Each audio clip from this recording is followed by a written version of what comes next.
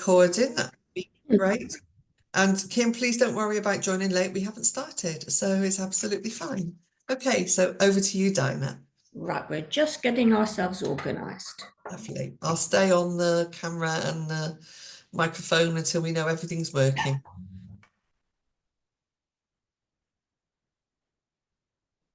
That's Can you good. see that, Chris? Yeah, we can see the start of it. Yeah, ready for the slideshow. Yeah, we've got you perfect. Right. Let me just minimize this. There you go. Thanks very much. No worries. Should we get rid of that? It'll go. There you go. Lovely. Thank you. Good morning, everybody. Now, this morning, we're going to do levels of evidence, critical appraisal, and evidence-based practice. And of all the lectures that we've had so far, today is the day when we're really going to work hard. You will have to stop and think about this lecture afterwards. You will have to look at the material because it is hard work. And that is why we have a lecture, why we don't just say to people, go away and read about it. So we're going to cover these particular things. I don't dwell a lot on aims and objectives, but the key points I want to make before we begin is this is a lot of information. You will need to look at the lecture again, but I would emphasize that a lot of evidence-based practice is sensible and logical. Most people who work in healthcare, everybody who works in healthcare is a sensible and logical person, because if you weren't, you couldn't work in healthcare. And so an awful lot of evidence-based practice, a lot of research methods really depends on common sense. And you've got plenty of common sense already, I know that. So a lot of people find evidence-based practice very daunting, but it need not be if you approach it in the right way. Now, the content of this lecture is not available in any single textbook. Yes, I've looked at textbooks, and I've looked at all sorts of examples online, but you're not going to read it, you're not going to get it by reading anywhere, which is what makes the lecture unique and what makes it, I think, particularly special. So let's embark on this. The other point I'd like to make is that I've particularly picked out things that I think you will not have covered before when you were learning about evidence-based practice, because there's a focus on epidemiological methods in infection prevention. So even if you've done a course as part of your pre-registration training, you're not likely to have covered this terribly well. It's easier to look up qualitative methods and research and survey methods for yourself, but this material is much harder. So why do we need this lecture? How can we use the information? Well, nurses are supposed to be the custodians of infection prevention, and that's enshrined in policy in the UK and in many other countries. Policy and practice are supposed to be evidence-based, but the evidence base underpinning infection prevention is actually very shaky. Many people think, oh yes, infection prevention, it's easy, it's all about reducing infection rates, but it's not as easy as that. It's not as easy as that, because most evidence in infection prevention guidelines comes from expert opinion, and that is considered to be quite low quality evidence, whereas evidence from trials is supposed to be high quality, but there aren't very many good quality trials in infection prevention, which I will point out to you, and we'll look at some examples. So a lot of the time in infection prevention, when we're trying to implement something, a new guideline or whatever, we have to resort to evidence from weaker study designs, and we have to ask for expert opinion. And a lot of infection prevention is pragmatism and common sense. And toward the end of the lecture, we'll entertain ourselves talking about the parachute study, which people always enjoy hearing about. But it's important to know about the hierarchy of evidence to support policy and practice decisions, particularly in emergency situations where evidence is scant, as it certainly was in COVID-19, and with other outbreaks, for example, the Ebola outbreak, where we have very little to go on because there aren't very many people who know about that kind of infection, and very little research has been done. In general, the more dangerous or unpleasant the pathogen, the less research that is done about it, because people aren't willing to handle it very much in laboratories. So we have to be able to critique research to see what's worth applying. And we have to be able to differentiate between the difference between a weak study design and a strong study design. And we have to do that because some of our biggest critics and some of the most mischievous and difficult people to deal with are doctors. And they know a lot about evidence-based practice because they learn much more about it in their basic training than the other professions, including nursing. When I worked at Cardiff University, which I did until 5 years ago, I used to teach the medical students, but not the nursing students.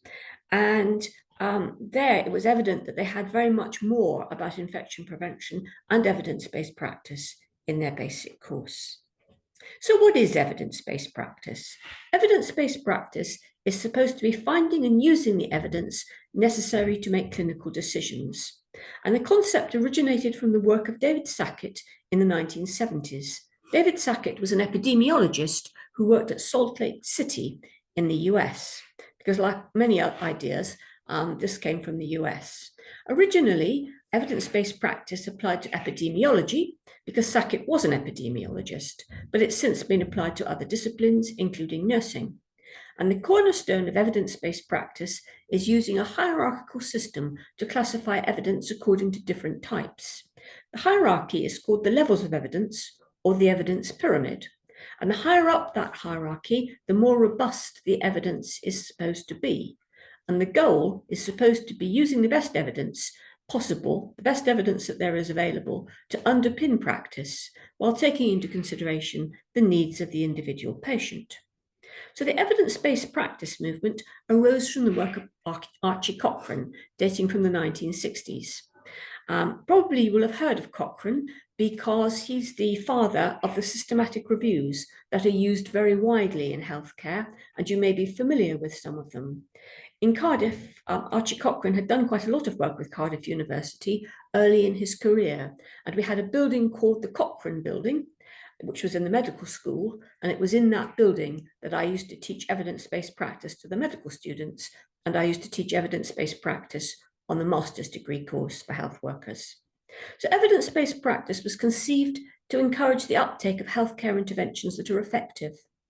At the time, when Sackett hit upon this idea, there were a lot, and there still are a lot of rituals and customs, and people did things by practice. People would say, well, we do this here because we've always done this here. This is the way we do things here. And I'm sure that you will have heard that said in the places where you've worked down the years. But outmoded practice can waste time, it can waste money, and it can be harmful. There's an idea, when I was a student nurse, there was an idea that wounds heal best when they're kept dry.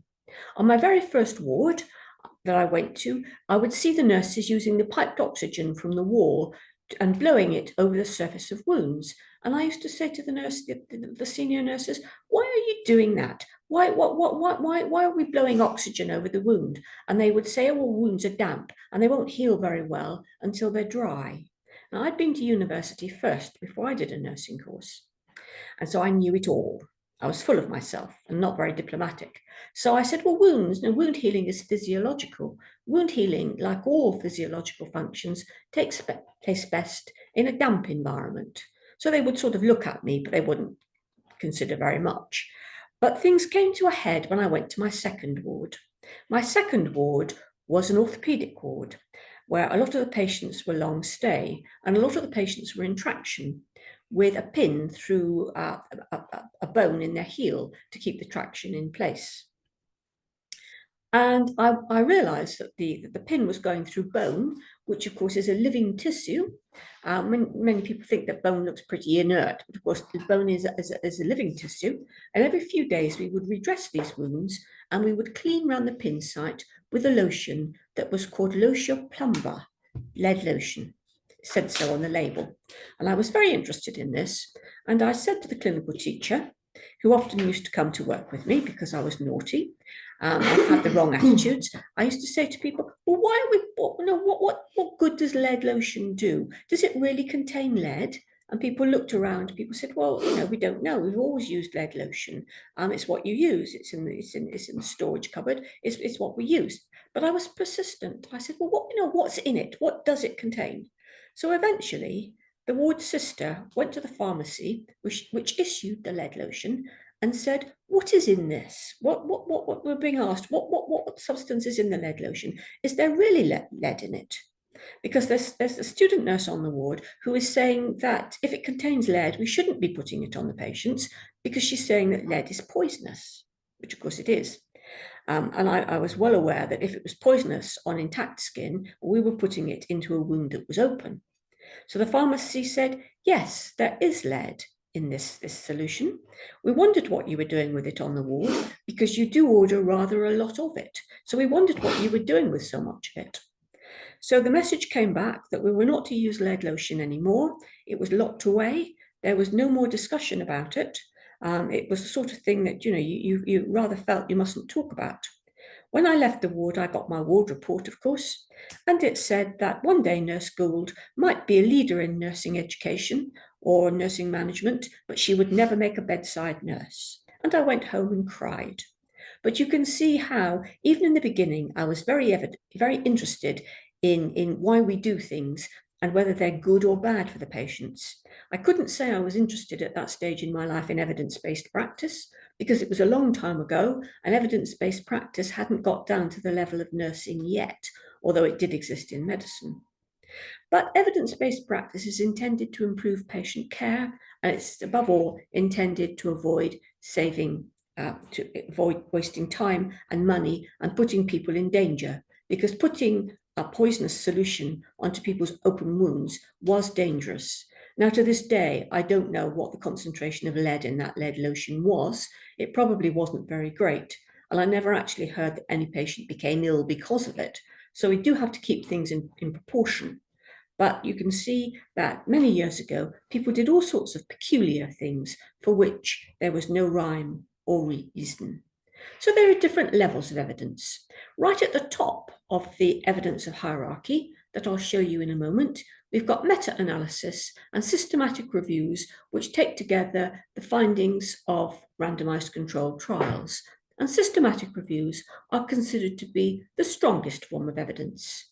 Below that, we get individual randomized controlled trials, RCTs, that I'm sure you've heard about, and then other types of trials and study designs where there is no randomization, and among these are interrupted time series studies.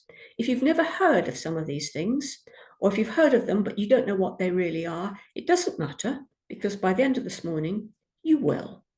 Then further down in the hierarchy, there are other quantitative studies where there's no intervention, cohort studies and case studies.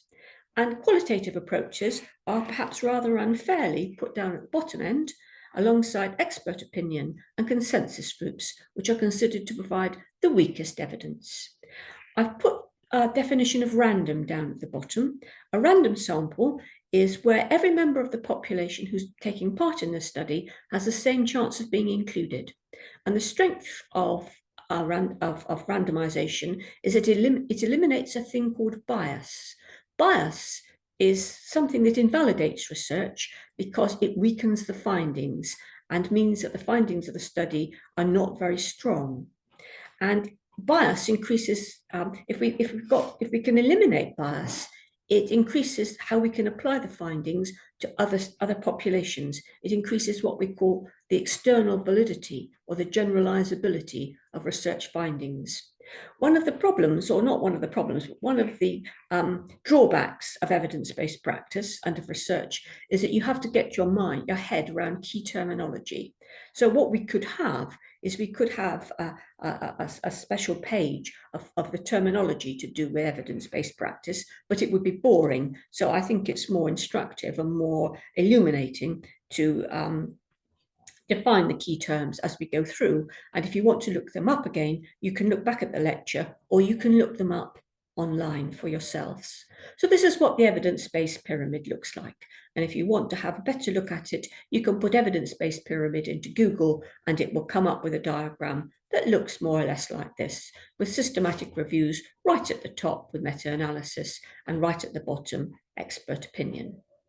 So there are three key things that we must say about quantitative methodologies, because we're allowed to critique anything because we're sensible people and we've got plenty of common sense. So the hierarchy of evidence applies best to quantitative methodologies. The Cochrane collaboration, of which we've just spoken, led by Archie Cochrane, focuses on, by tradition, on looking at randomized controlled trials, although it has to be said in recent years that Cochrane has developed protocols for evaluating other sorts of research.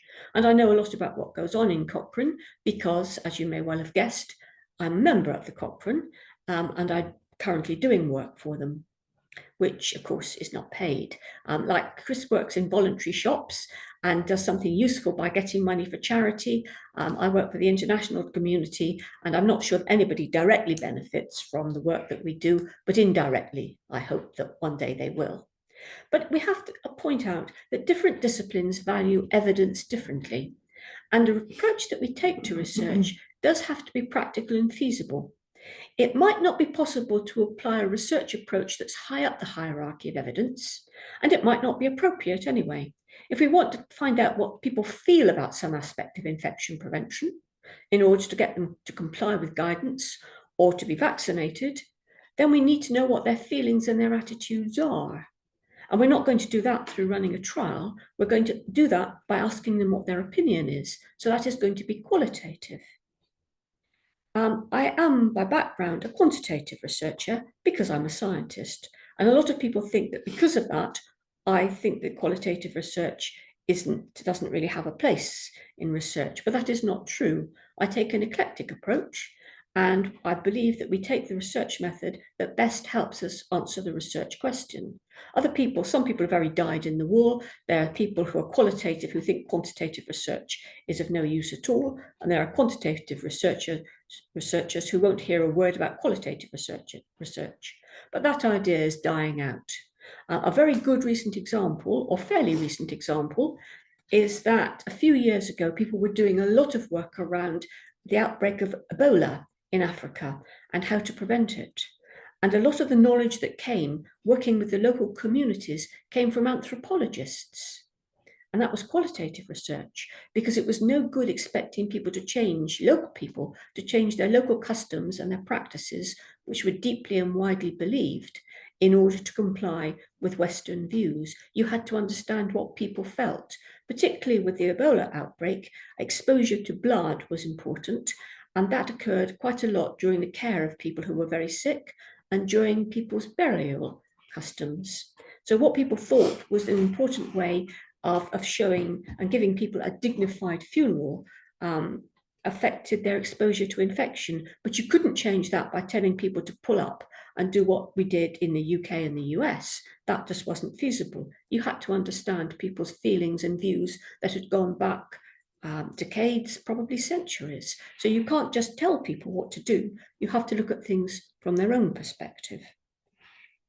So let's revise quantitative and qualitative research.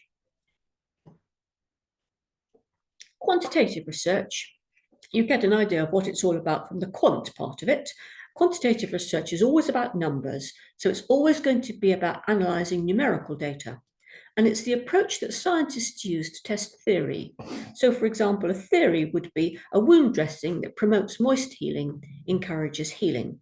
And most of that kind of research has been done in laboratory studies with pigs, because pigs have got skin very much like human beings, relatively hairless.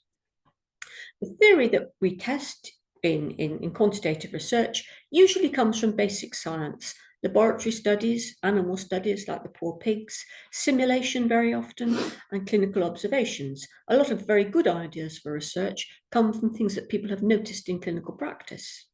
Infection prevention originally derived from science, microbiology and epidemiology. So traditionally, infection prevention has been a quantitative subject, but qualitative research analyzes non-numerical data. And the point of it is to understand concepts and opinions and experiences. So it's all about exploring people's opinions about taking antibiotics, taking vaccines, about their customs and their traditions that might influence the transmission of infection. Infection prevention strategies depend so much on people adhering to guidelines. So understanding how people feel and their perspectives is very important before we try to implement interventions to promote adherence. So let's look at intervention versus observational studies, because this is another thing that we have to get our minds around with infection prevention research. Intervention studies are experiments which are designed to test theory. So they always involve manipulation. You're always going to have a test group that gets the treatment and a control group that doesn't, or gets an alternative treatment, a placebo. And so intervention studies, by their definition, are always going to involve quantitative methods. Observational studies are quantitative research designs when we can't have intervention, and we'll have plenty of examples of that today. The higher the intervention studies come up, intervention studies by tradition come higher up the hierarchy than observational studies. But this very wise man, Black, who worked at the London School of Hygiene and Tropical Medicine, had a word of caution in the British Medical Journal published many years ago. And Black said, a well-conducted observational study is worth more than a poorly controlled RCT. So what he's saying is if you can't do a trial very well, if you can't do a trial as well as, optimally, if you can't do a good trial, it's better to choose another method lower down in the hierarchy and do that as well as you can. That a well-conducted study lower down in the hierarchy is better than a shabby one that happens to be higher up, that looks a bit shiny and more impressive, but the findings won't be really. So we need to be able to critically appraise research study in order to evaluate quality. So electrically, what we do if we take a broad sort of brush view of research is that we choose the research approach from the broad range of approaches that are available. We choose the one that's best going to suit our needs, and when we are answering a specific research question, and that contrasts with the traditional approach. And people often take very strong views about a particular approach. On one occasion, some years ago, I was examining somebody's PhD.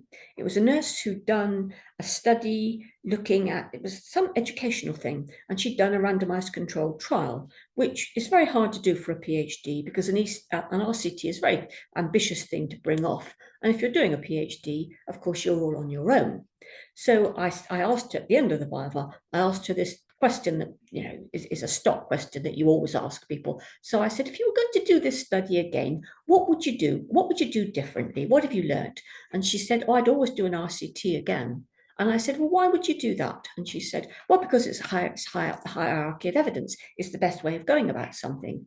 And I said, yes, but this went wrong, and this went wrong, and this went wrong. What would you, with all those things that didn't work very well, would you do an RCT again? Oh, yes, I'd do an RCT again because RCTs are best. And I thought, okay, we'll give up here because evidently we've got somebody with a very particular mindset, somebody who's a bit blinkered. So I said, well, you're going to have to do quite a lot of corrections on this piece of work before I'm happy with it, and you can have your PhD. And I was perhaps in one of my worst moods that day. She got her PhD, but I hope that she's done a bit of reflecting since. I'm not against RCTs at all, but there are times when we can't do them very well. So what is critical appraisal? A lot of people think that critical appraisal is looking at some piece of work that somebody's done and tearing it to bits and saying something terrible about it. But that's not the case. Critical appraisal is a method of systematically examining research to assess its trustworthiness, its value, and its relevance to practice in a particular context. And it's not the same as criticism. For example, somebody might have done a brilliant RCT looking at something that will change the lives of elderly people, but it might not work very well in a neonatal unit. So it's not relevant in that different context. It doesn't matter how brilliant it was methodologically or what a good idea it was, it's not going to be relevant from elderly people to little babies. So critical appraisal is not the same as criticism. When you get a paper sent to you from a journal, then it's you undertake a critical appraisal of it, and you send your article off to a journal. You know that referees will make feedback on the paper, and it's always possible to know at what stage those referees are at by their comments.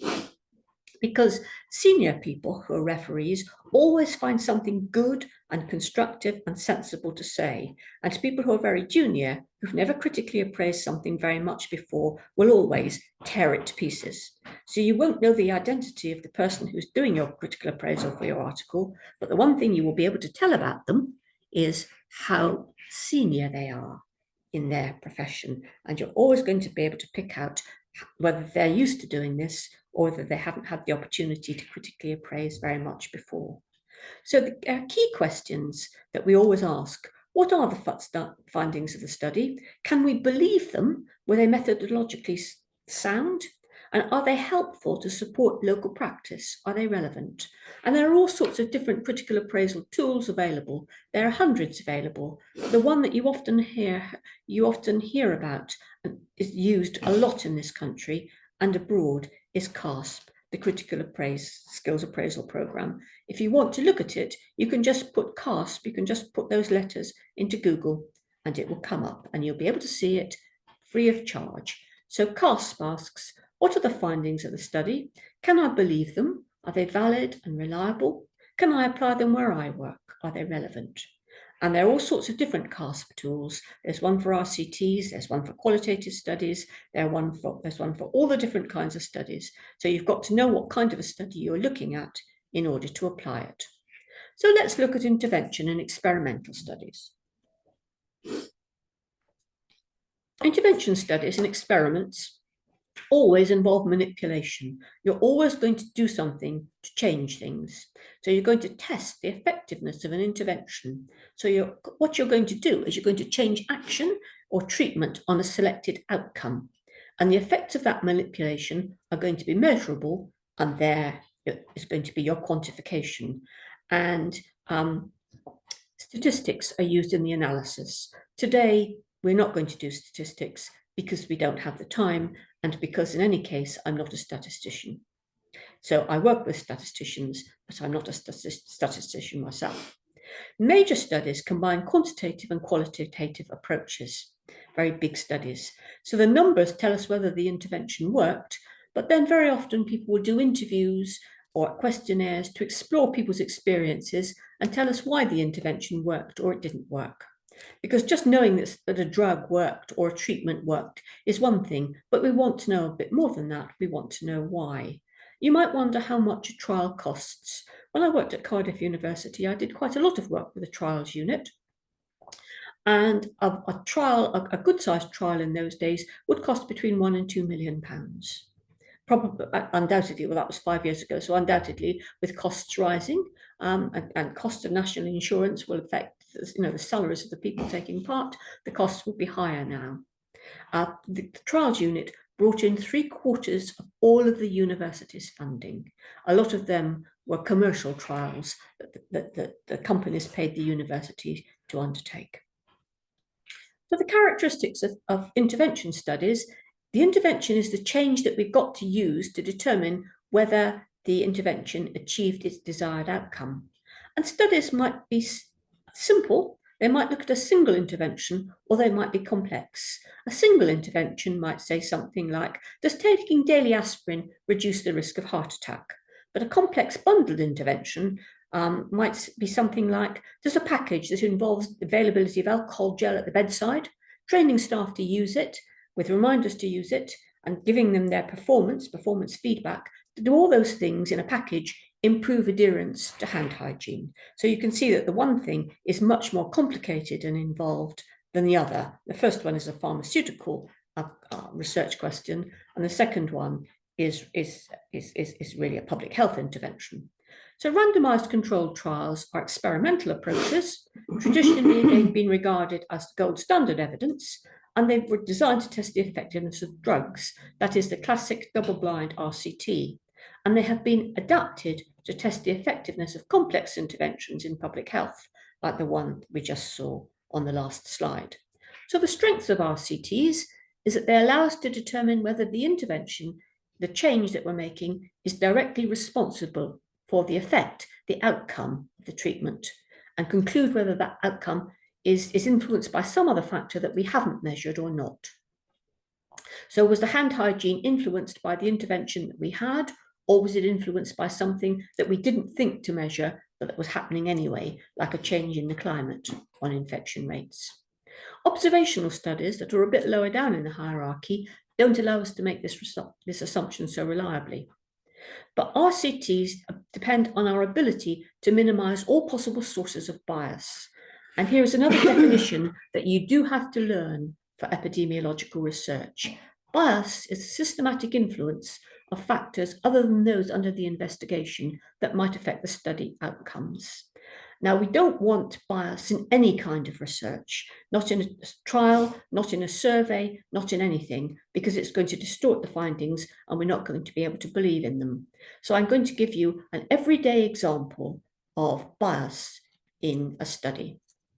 I live in West London, in Barnes. I'm in the RCN today, but I live in Barnes in West London, which is a wealthy part of London. And I think we're probably the poorest people in our road, but by and large, it's an affluent part of London with very good schools, very green open spaces. It's near Barnes Common, it's near Richmond Park, it's right close to the river. A lot of families live in Barnes, and we're unusual because we live in a small house and we have never had any children. And whenever we were being expecting to have something delivered to our house, like a new washing machine or a piece of furniture, you know, the sort of thing. Generally, in the past, when my husband was working, I was the one who stayed at home, because you can write lectures at home, you can mark people's work at home. So my job was more flexible than his. He worked in the city. And one evening, I came home from work, and my husband had spent all day at home waiting for some domestic appliance to be delivered, and had grown bored, and he was entertaining a gentleman. This gentleman was doing a survey, which I think was, I would say, was probably designed to assess how people spent their money. So a lot of the questions were designed to find out how much money you spent on the sort of things that people in Barnes would spend their money on. So how large a car did you have for driving your family about? How much money did you spend on school fees? How much money did you spend on nappies? How much money did you spend on all sorts of things that in our household we never buy and have no idea how much they cost? So a lot of these questions didn't apply to us, or we could only give estimates and guesstimates. Well, you could say the results of the survey applied to us was going to produce very peculiar findings, and they would be an outlier to the findings that people in most families would have given. Now, that doesn't matter really, because the survey would be applied to hundreds probably of people. But then something interesting happened. The gentleman doing the survey quite clearly was expected to get a quota of men and women of different ages in the survey. And if you think about it, getting a man of working age at home during the daytime is quite a hard thing to do, to get your quota. So to get your quota, you would normally have to work in the evenings, which is a dismal thing to have to do. So this gentleman had obviously got it into his head that my husband was at home in the day and would be a good target, and our household would be a good place to get information from a man of working age. So I used to come home from work quite often and find this gentleman hanging around my doorstep, and he would say, "Is he in? Can I speak to him? Can he fill in the survey?" And I would say, no, my husband won't be coming home for 2 hours yet, but never mind. When this gentleman drooped, I would say, "I'll do it for you." So you can see that again and again and again, this very distorted, untypical information was going into the survey from our household, and ultimately it was distorting the survey findings. It was operating as a major source of bias. So you don't want bias in a survey. You certainly don't want it in a trial where you're testing the effectiveness of drugs. So just sit and think for a moment. If you were prescribed medication, if you were going to take medication to control your blood pressure for the rest of your life, would you want the safety and effectiveness of your medication determined by a focus group based on qualitative interviews from 6 people who would tell you how they liked taking the medication and whether they thought the side effects were tolerable? Or would you want the findings determined by a rigorous RCT that would look at safety? Just think about that. I'm not going to do group work in the class, but there are people who say, well, no, RCTs, that they have no place in nursing research, they have no place in healthcare research. But if you think of all the medication that people take, it's as well to think carefully. All things have their place. So let's think of the characteristics of intervention in experimental studies. An intervention study, an RCT, is always conducted to test a hypothesis. And we've already looked at a hypothesis, which a hypothesis is just a fancy word meaning a statement. So an example of this would be taking daily aspirin reduces heart attacks. So the hypothesis is the precise statement, and we have to be very precise. The dose of aspirin over the defined period of time, we have to state it. It has to be the same amount of aspirin. We need to keep things all the same. And we need to have our period of time defined, because a trial can't go on indefinitely, because trials cost money. And we have to know about the number of heart attacks that we're going to record over a predetermined period of that time. We're going to run our trial over a year or 2 years or 5 years, but we're not going to run it over hundreds of years. So the manipulated variable is tested against a placebo, which is usual treatment, what people are doing usually, or no treatment at all. And then we determine the association between the variables by statistical testing. So a double-blind RCT is a classic RCT with which you probably will be familiar. So the research question would be, does taking X dose of aspirin every day reduce the risk of heart attack in the general population? So straight away, for a piece of quantitative research, you can see that you have to do a lot of thinking and be very precise beforehand. You have to do a lot of forward planning to decide the daily dose you're going to give people, how long the trial should be, and also what information we're going to give to patients and families about the drug and the trial too, because they're not going to take it and take part in the trial just because we tell them to. They'll all have their opinions and feeling about it, and they'll want to know about side effects and all sorts of other things that we must give them information about. So the patients are randomized into 2 groups, the test and control group. So randomization works a bit like the way that everything works these days, in these days of automation. On the computer, there will be a random generator. Every patient gets a number. The numbering system allocates the patient to the test or control group. The research team doesn't. This automated thing does instead. We can't predict which group the patient will be allocated to, and equal numbers go into each group. And which group they go into depends entirely on chance. And randomization means that every patient in the population who's taking part in the study has an equal chance of having or not having the treatment. And that removes the risk of bias. You may be very well aware that more men than women will get heart attacks up until the menopause. Estrogen has a protective effect for women. So you wouldn't want more women or men in the test group, because you would automatically get bias in there, because men would be at greater risk than women. So you'd get a bias from that direction. So the procedure for conducting a double-blind RCT is that the patients, the subjects or the participants get randomized to the test and control groups by chance. The test group gets the aspirin. The control group gets tablets that look just like the aspirin, but they're placebos. The patients can't tell the difference between that and the real thing, and neither can the person handing them out. The patients are blind to the group that they're in, blind to group allocation, and the people giving the tablets and collecting and analysing the data are blind as well. So knowing which group allocation can't influence the outcomes, because you can't have any preconceived views. So it's very neat. But what can go wrong? Well, lots of things can go wrong. There's all sorts of bias in RCTs. First of all, there's selection bias. That should be overcome in theory, because everybody in the population in the population of patients that you're approaching to take part in this, should have an equal chance of getting the treatment and of refusing in the first place whether to take part in the trial or not. You can go to somebody and you can say, would you like to take part in my trial? And they can say, oh, no, thank you very much. But bias can creep in because a particular sort of person might refuse to take part in the trial. And I always choose this particular example because I would never take part in a trial that would look at the effect of aspirin.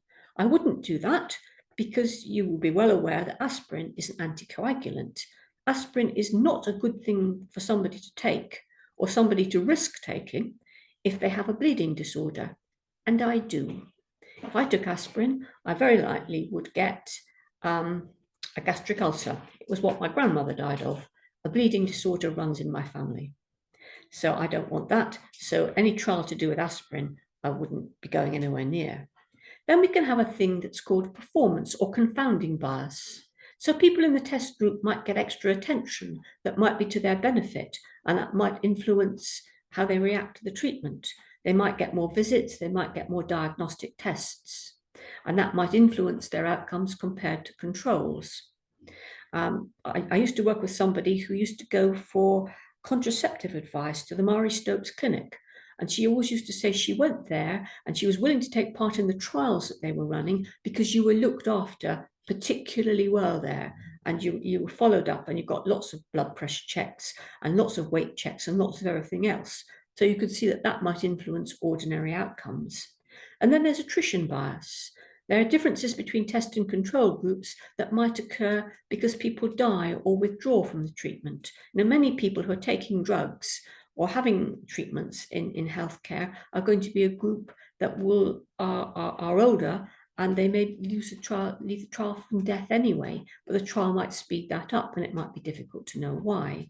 Then there's measurement bias. The data might not be collected in the same way for tests and controls because it isn't possible, and blinding isn't possible. If we do a training program, which in infection prevention we often do, then at some stage it's going to become obvious to people that they've had training, and that's going to influence the way that they behave. And then there's contamination bias, when people get the intervention by mistake or their behavior is changed because they're aware that something is going on and they may or may not have been subjected to it. And again, I've got a lovely example of this from real life. It comes from the first research study I ever took part in. The first research study that I ever took part in many, many years ago wasn't about infection prevention, because I wasn't an infection prevention nurse at the time. I'd been a ward sister on a gynecology ward, and I went to work on a research project that was looking at people's recovery from hysterectomy, which at the time was one of the most common operations that was performed in high-income countries, including the UK.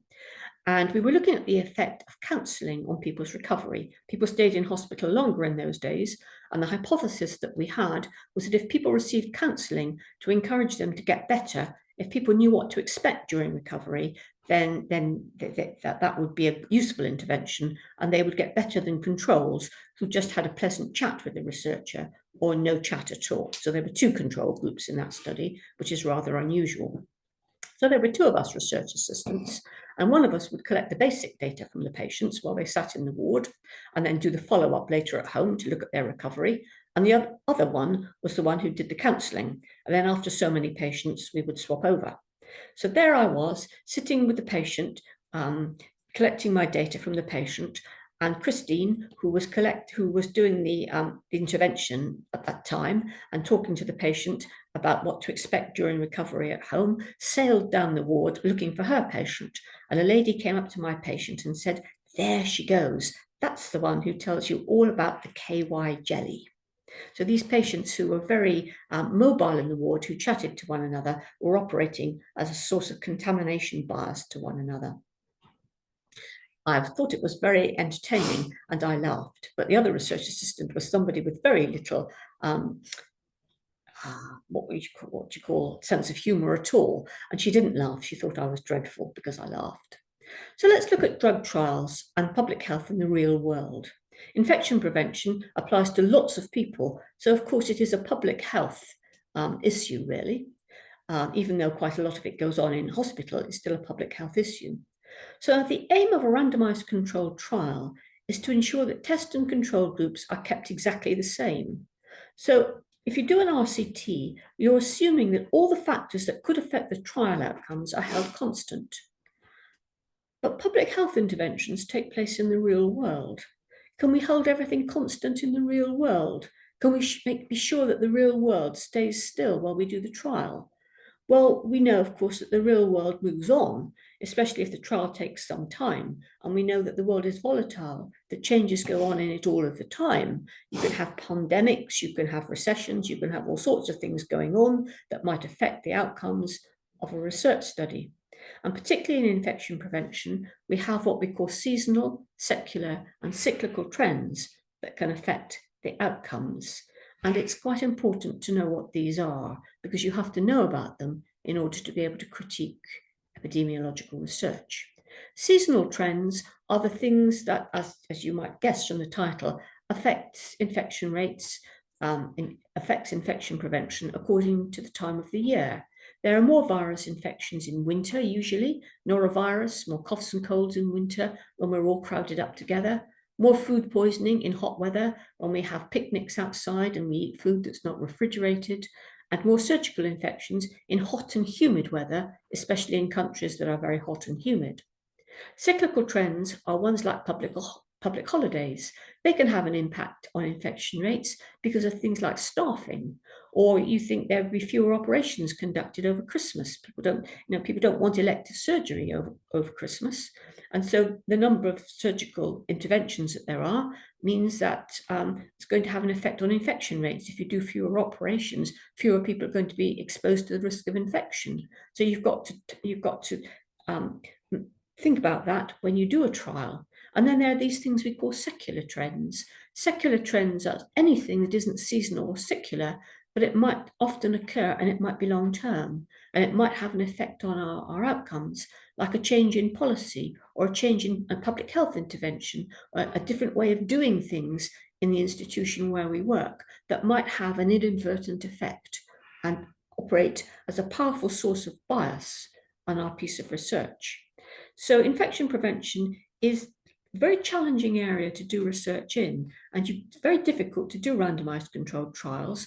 Funding bodies, these magical people who hand you out money to do your study, will often say, well, we're not going to give any money for infection prevention because seasonal, cyclical and secular trends means it's very hard to do good quality research because you can't control them. So my message to you is this: if you want a research career, then if you want the Nobel Prize for research, if you want lots of money, don't do research in infection prevention. Do it in something that can be controlled, like handing out drugs and persuading people to take them, but don't do infection prevention. You might have more fun with infection prevention and you might see more of the world, but you'll never win the Nobel Prize. So there are different types of randomized controlled trials. In a classic randomized controlled trial, patients are allocated to control and test groups. So we call that a two-arm trial. Then there are crossover ones, cluster ones, and step wedge trials. And we'll talk about each one in turn with an example.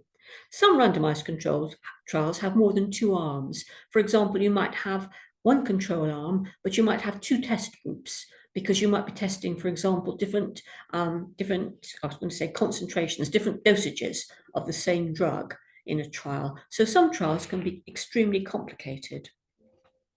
And so that means that reading about them and making sense of them can be extremely difficult sometimes. A lot depends on how well things are written up in a journal. Just because something's written up in a journal doesn't guarantee that the study was good. Some terrible things get written up in journals. But this is a flow diagram of a classic two-arm RCT.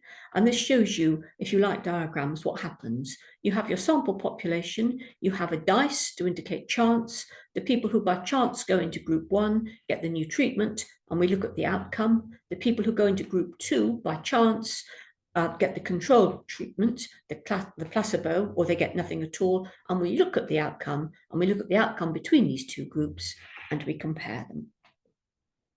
So I think we've been running, I didn't look at the time we started. We'll go on a little bit further before we have a break. Let's look at crossover RCTs. Now, crossover RCT is a bit different from a traditional RCT. We can assess the impact of one or more interventions, but in this kind of study, everybody gets the intervention. They get the intervention, and it often persuades people to take part because everybody gets an equal chance of getting the treatment which they think is beneficial. So everybody gets it, but the order in which they receive the intervention is what is randomized. So the control groups and the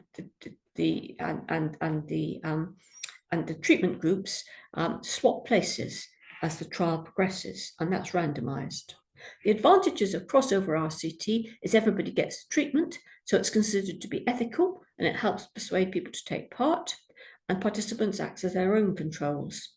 This kind of trial is often used in physio. You can teach somebody a new exercise to improve their gait if they've had an operation or if they've had an accident.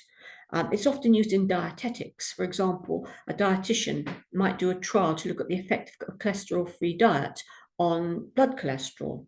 But here, there are things you have to think about. If you've given somebody a drug, or if you've given them a special diet, you need a washout period. You need a time lapse after people have received the intervention before you cross over, because the effect of that treatment has to wear off. You can't do it while something is still in somebody's bloodstream. It's not practical if the intervention is irreversible or if it's hard to reverse. For example, if we give somebody a new guideline, or if we give them a training session on how to wash their hands, we can't take that back very easily. Otherwise, people won't know whether they're coming and going, and they won't listen to us again. To use, a really crude example, if you've taken out somebody's gallbladder because you think it's going to have a general effect on their health, you can't put their gallbladder back in. So, there are times when you really can't do a crossover RCT. And because the groups get their interventions at different times, some of them will be getting them at different times of year, so you still cannot eliminate seasonal and secular trends, so you still get confounding. But nevertheless, crossover RCTs still have taken place in infection prevention. And one particular study that I always was rather interested in was written by this gentleman called Rupp, who worked in Canada in 2008, quite a while ago now. At the time, using alcohol hand rub was considered quite novel. So Rupp's research question was, can alcohol hand rub with education increase hand hygiene adherence and reduce infection rates? So the intervention was applying the alcohol hand rub and having the education. And the study was a crossover study. It took place over 2 years, and people crossed over from the control group to the treatment ward, the control ward to the treatment ward after 12 months. And took place in 2 critical care units in Canada. So first of all, one critical care unit got the treatment, and then they became the control. It crossed over. So the outcome measures were hand hygiene adherence and infection rates. So everybody got the hand rub. And you can see down at the bottom that the results in terms of hand hygiene adherence were very much the same. It didn't matter which group you were in, the amount that your hand hygiene adherence went up, but the infection rates didn't go up very much. There was no change on infection rates, and people were astonished that there was no change in infection rates. They wrote to the journal and said the analysis might be wrong, that there were lots of letters to the journal. It washed over into the newspapers, into the popular media, and people were contacting their local radio stations and television stations and saying that they didn't believe the study findings, that if people had been trained to use alcohol hand rub and they were using it properly, then it must bring infection rates down. But the problem was there was no reduction in MRSA, nor in VRE, nor in C. diff, nor in gram-negative infections, which we talked about before. There was no getting around it. These infection rates hadn't changed. And the explanation was because in this study, they used 62% ethanol. Now, the ethanol concentration that is recommended internationally for use in hand hygiene products is 70% or above. 62% isn't going to reduce very much infection. So this was why the trial failed. So you have to see that you have to be on the ball and you have to really think of everything before you implement your trial. 62% of ethanol wasn't going to kill all these things, not very well. Eventually, somebody from Vienna thought to write to the journal, which was quite a respectable journal. And Vienna was where a lot of research around hand hygiene and hand hygiene using alcohol gels has taken place. And a research team in Vienna pointed out that this was the error. So don't ever believe that just because something gets published in a respectable journal, it must be good quality research. It isn't always good quality research. So you need the skills of critical appraisal in able to be able to understand that. So let's look at cluster-controlled randomized controlled trials. This is when a whole organization is randomized to the test or control group. So you get a whole, it would be a whole NHS trust, a whole GP practice. It would be a large organization. So this overcomes the problem of contamination between tests and control groups because they're in different organizations. They're never going to talk about the guideline you've introduced where they're having their lunch together in the dining room.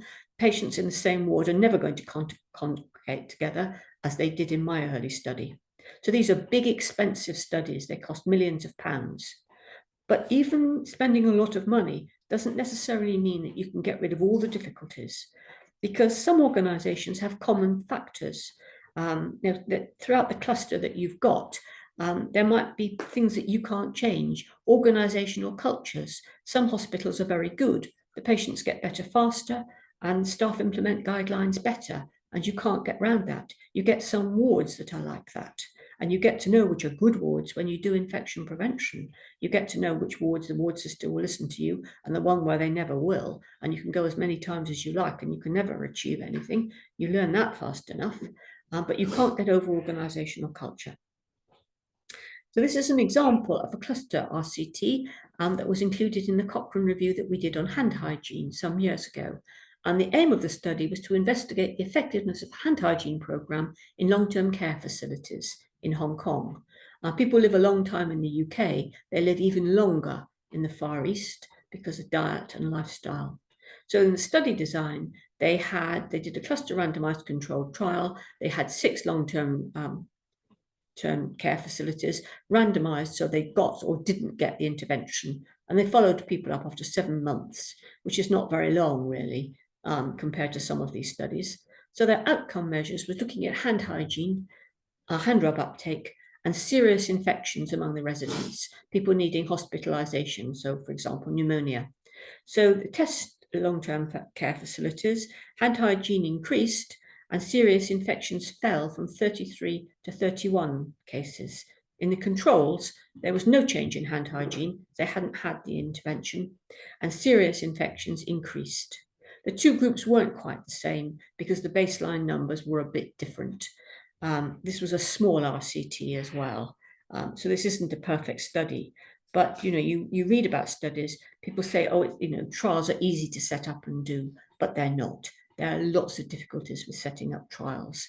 Step wedge cluster randomized controlled trials are often used. They're another variant on cluster randomized controlled trials, and they explore the effectiveness and the safety of interventions intended for routine use.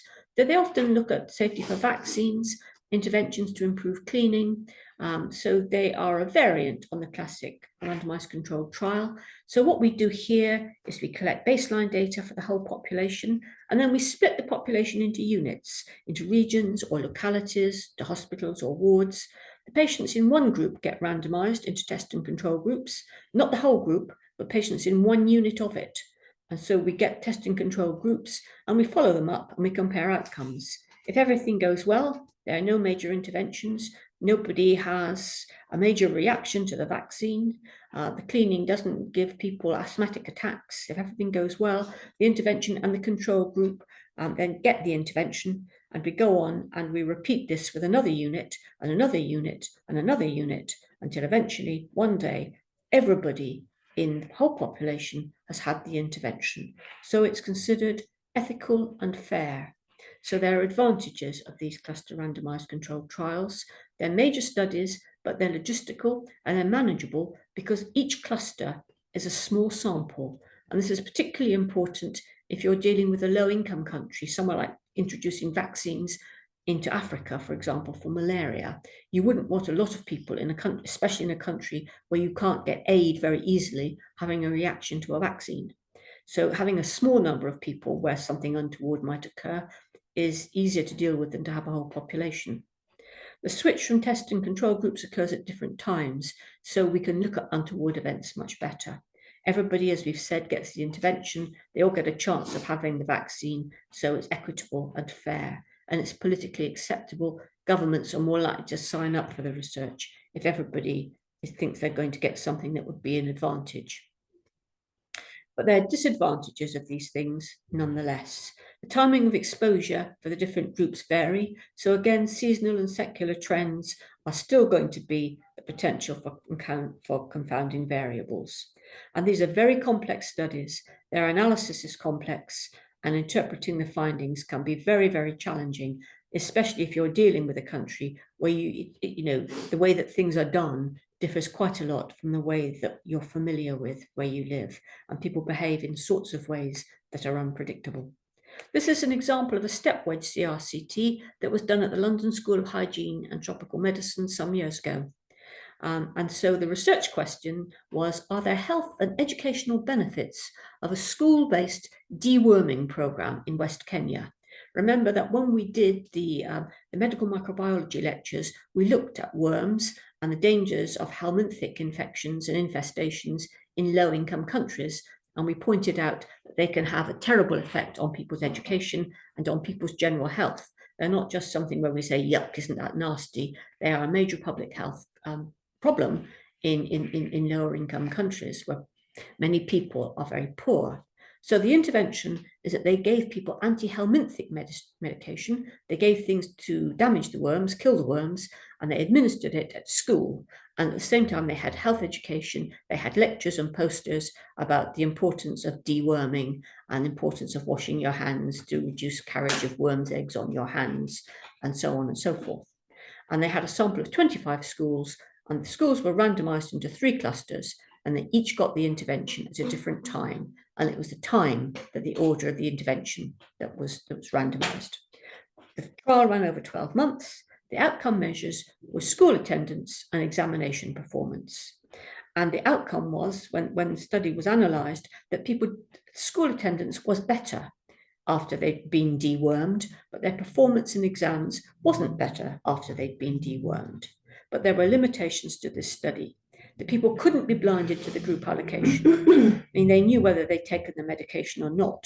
And of course, it would be unthinkable to give something that might make them pass a large, great big white worm a foot long if you didn't warn them what might happen, especially if a thing might be wriggling when it came out.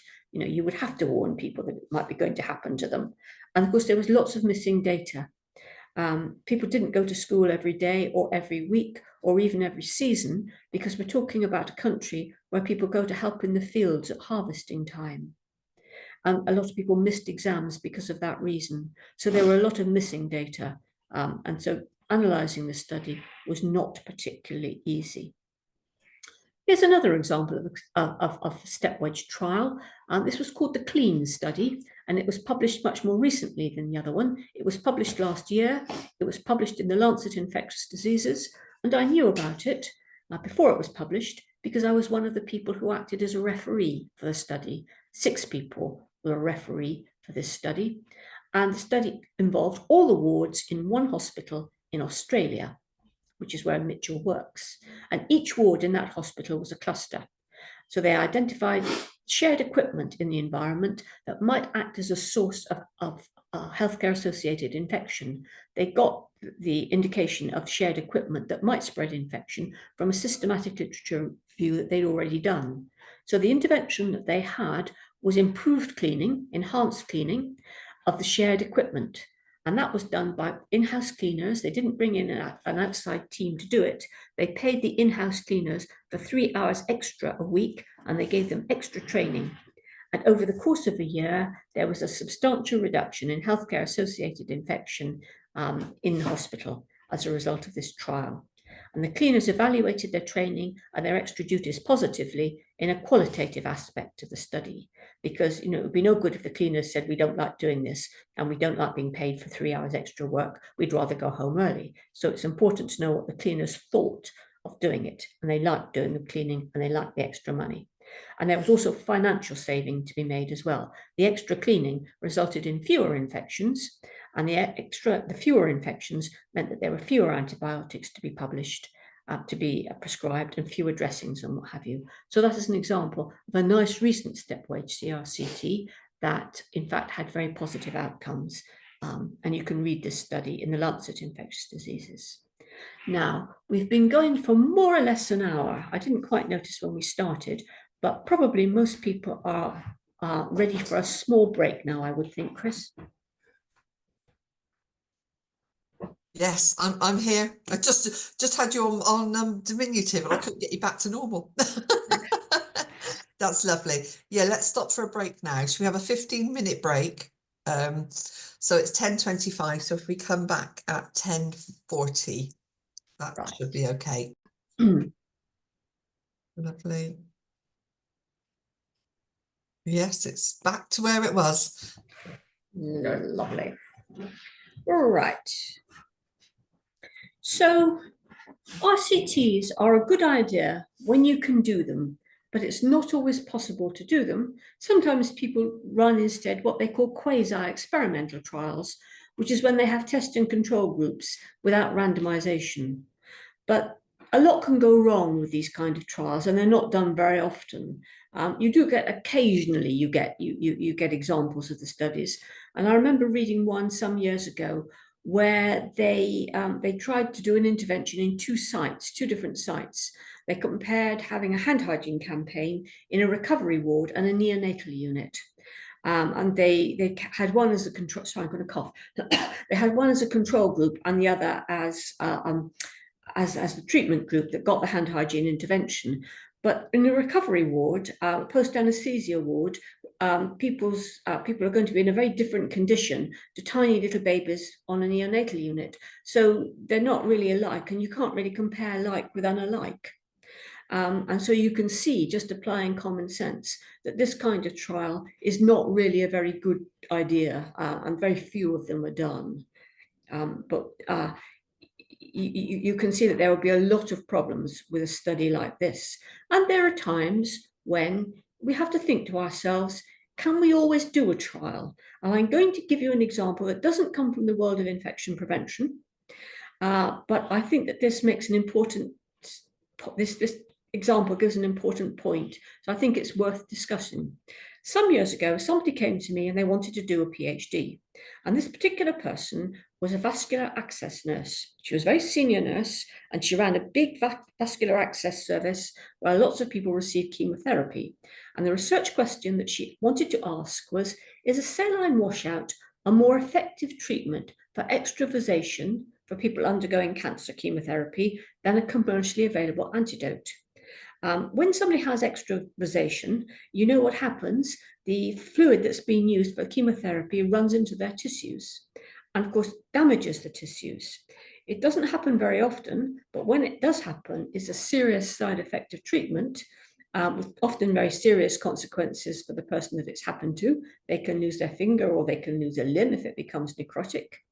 And the extravasated, I think that's a word, anyway, the leaked fluid has to be washed, has to be removed as quickly as possible before it causes any damage.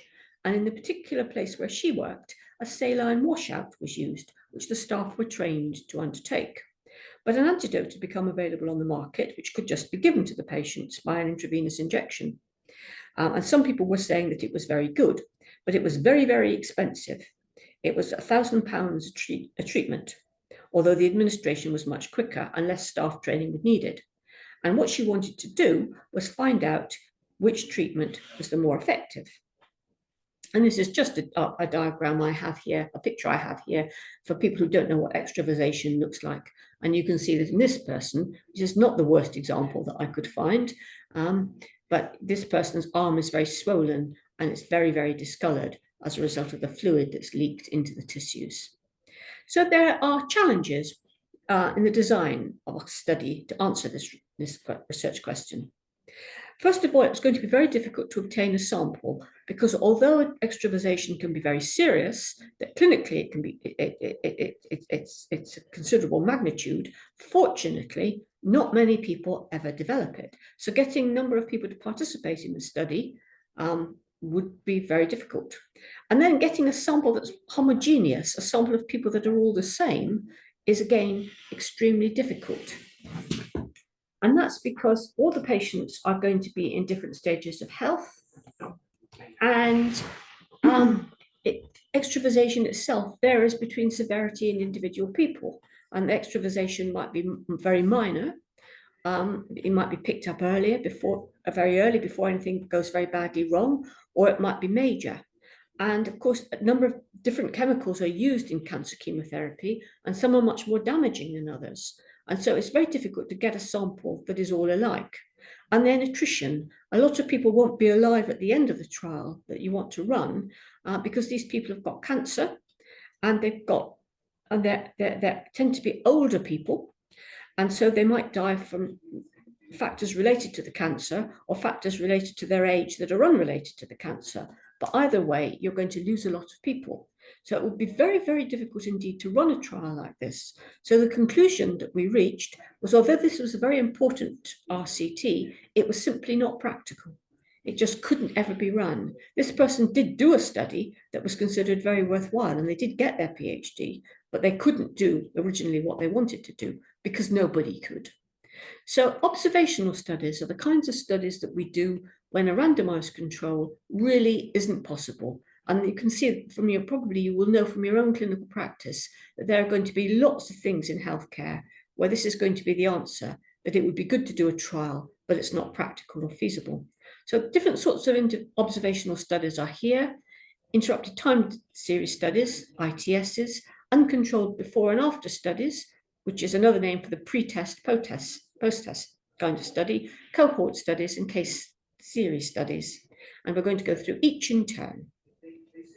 Interrupted time series studies look at trends in data over time, and they are becoming very popular because you can assess variables that are likely to influence the outcome of the study. For example, you can look at secular and seasonal trends, which we've said is so important in infection prevention. We can look at whether a new policy was implemented, if there was a change in clinical practice that might have an impact on what we're finding, as well as our intervention. And they're increasingly used to look at policy changes and increasingly used in marketing, not just in scientific research. So ITSs track changes over time, and they compare data before and after an intervention at repeated time points. And they're very convenient to do when data are routinely collected anyway. And that happens an awful lot in infection prevention because we routinely collect MRSA rates, we routinely collect C. diff rates, we audit hand hygiene, we collect a lot of information a lot of the time. Some trusts, some organizations collect much more than others. So you've got a lot of data there anyway in order to play with.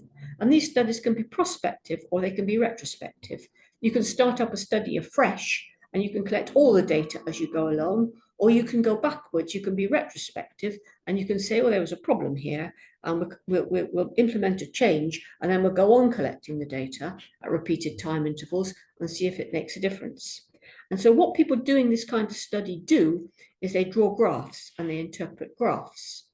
So the example I'm going to use here is of an interrupted time series study that was published some years ago, but it's used very often to explain interrupted time series studies because the graph that was drawn is particularly good and clear for reproduction in a PowerPoint.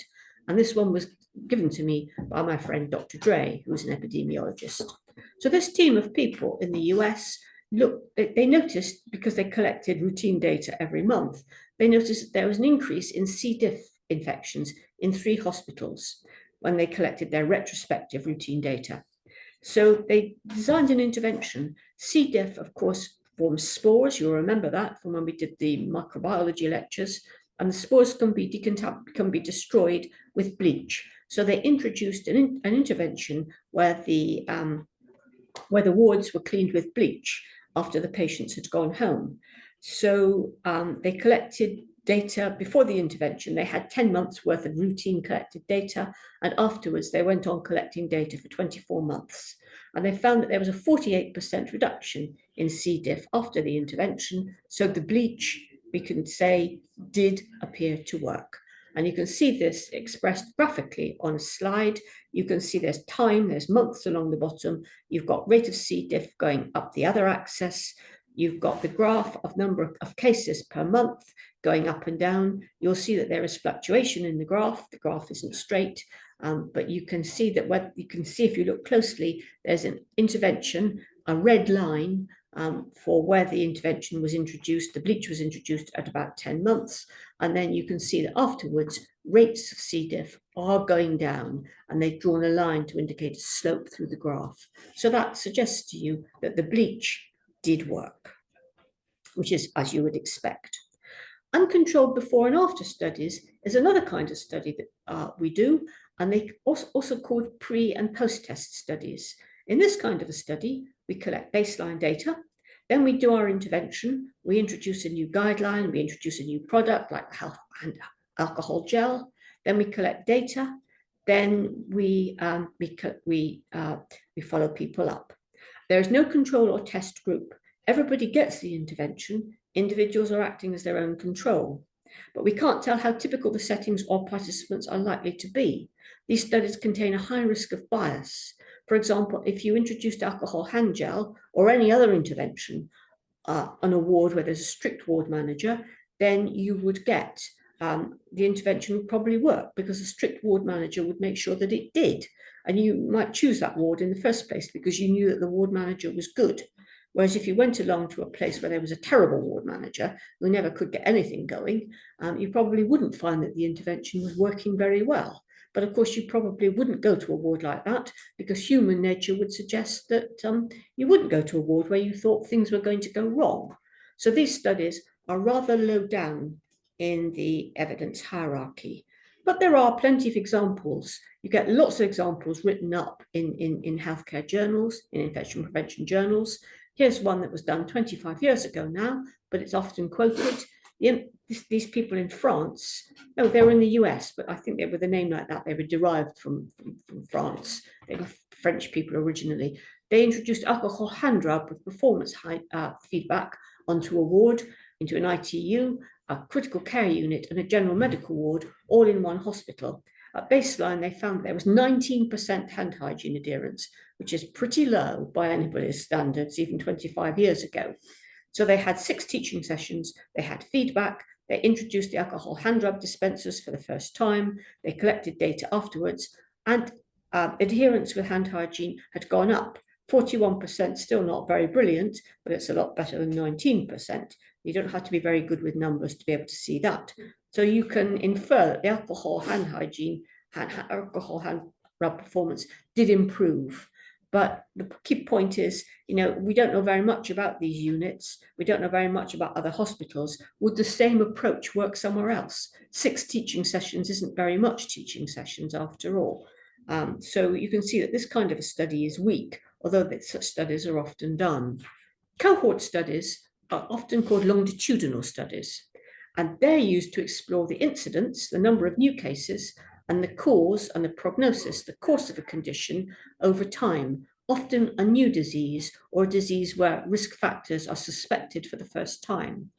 And the statistics that they do is that they examine the association between exposure to whatever change occurred naturally and the outcome, but the change occurs naturally. The difference between this and an intervention study is that you don't manipulate the data, you take the data that are there, but you follow up a group of people over time who have a common characteristic, and you compare subgroups.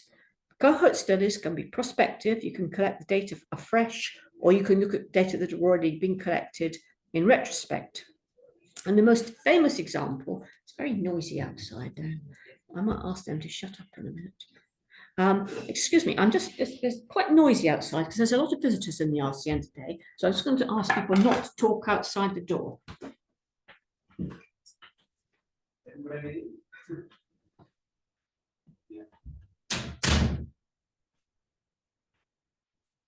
Are you all right there? Very off-putting when you're trying to give a lecture like this and you've got a lot of noise going on in the background. Sorry about that. The RCN is renting out rooms to make a profit. And a visitor was talking very loudly outside the room I'm in into their mobile phone. So I've now moved them on. Probably on a phone. I've now moved them on to go outside somebody else's room. Sorry, I'm sorry. I've never had to do that before.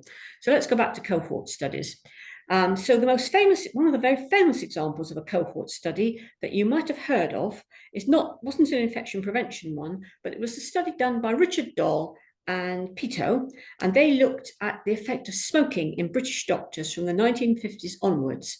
It was a prospective study, and I believe that it's still taking place. You can look it up online very easily. These people are famous. I believe they're still alive. But what they did, smoking, of course, in the 50s was very common, but there was an idea then that smoking was bad for you. And so they compared the outcomes in terms of health for smokers and non-smokers. They didn't stop people trying to smoke. I don't think you could have done that in the 1950s. But they compared outcomes, and of course they found that there was excess mortality in the people who were smokers. But there are drawbacks from this kind of study. This kind of study is very time consuming. It's often very expensive because following up people over the years is very expensive. And of course, this kind of study is prone to bias and confounding because you're not controlling anything. But people may change their behavior. You can very well see that if you go back to people year after year and ask them about their smoking behavior, then they may just get it into their heads that smoking is not a very good idea, and they may give up smoking anyway, or at least cut down. And you can't rule out the fact that over the years, there's also been all sorts of material published in the media and everywhere else about the adverse effects of smoking. And in this particular study, you were talking about a sample of doctors. The other thing is, if you've got a cohort study, you're always going to lose some data. People are always going to die, or they're going to decide they don't want to take part anymore, or they're too busy or whatever. And retrospective data, if you're looking at people's case notes, always there's going to be some that you can't follow up for whatever reason. But nevertheless, cohort studies are often used to investigate outbreaks of infection-related illness. And they are used very commonly in infection prevention when outbreaks of infection occur, particularly food poisoning. There are lots of examples of this happening that you can get online, but this is a particularly lively one that was published in 2017 that people always enjoy hearing about. An outbreak occurred in Italy in 2015. 24 people in a sports team ate a range of food, different sorts of food, in a restaurant in Umbria in Italy, and some of them developed diarrhea and vomiting, acute abdominal pain within 3 hours, very quickly. And if you think back to the lectures that we had, that suggests food intoxication. That suggests that there were toxins in the food, made them very ill very quickly. And of those 24 people, 11 were ill enough to receive emergency care. So the public health services in Italy became aware that people had been taken ill very quickly. But there are 18 other people who weren't affected at the time. So what happened was very similar to what would happen in the UK or in any other country, really. They did a retrospective cohort study. So they compared the people who were symptomatic to the ones who didn't develop any symptoms. And they got people's food history with a questionnaire. If you were asking people with a questionnaire about what they ate weeks or months ago, you wouldn't get very accurate results. But something that they'd eaten very recently that had made a good number of them feel very ill in a restaurant, I think you can say that they probably would remember reasonably accurately.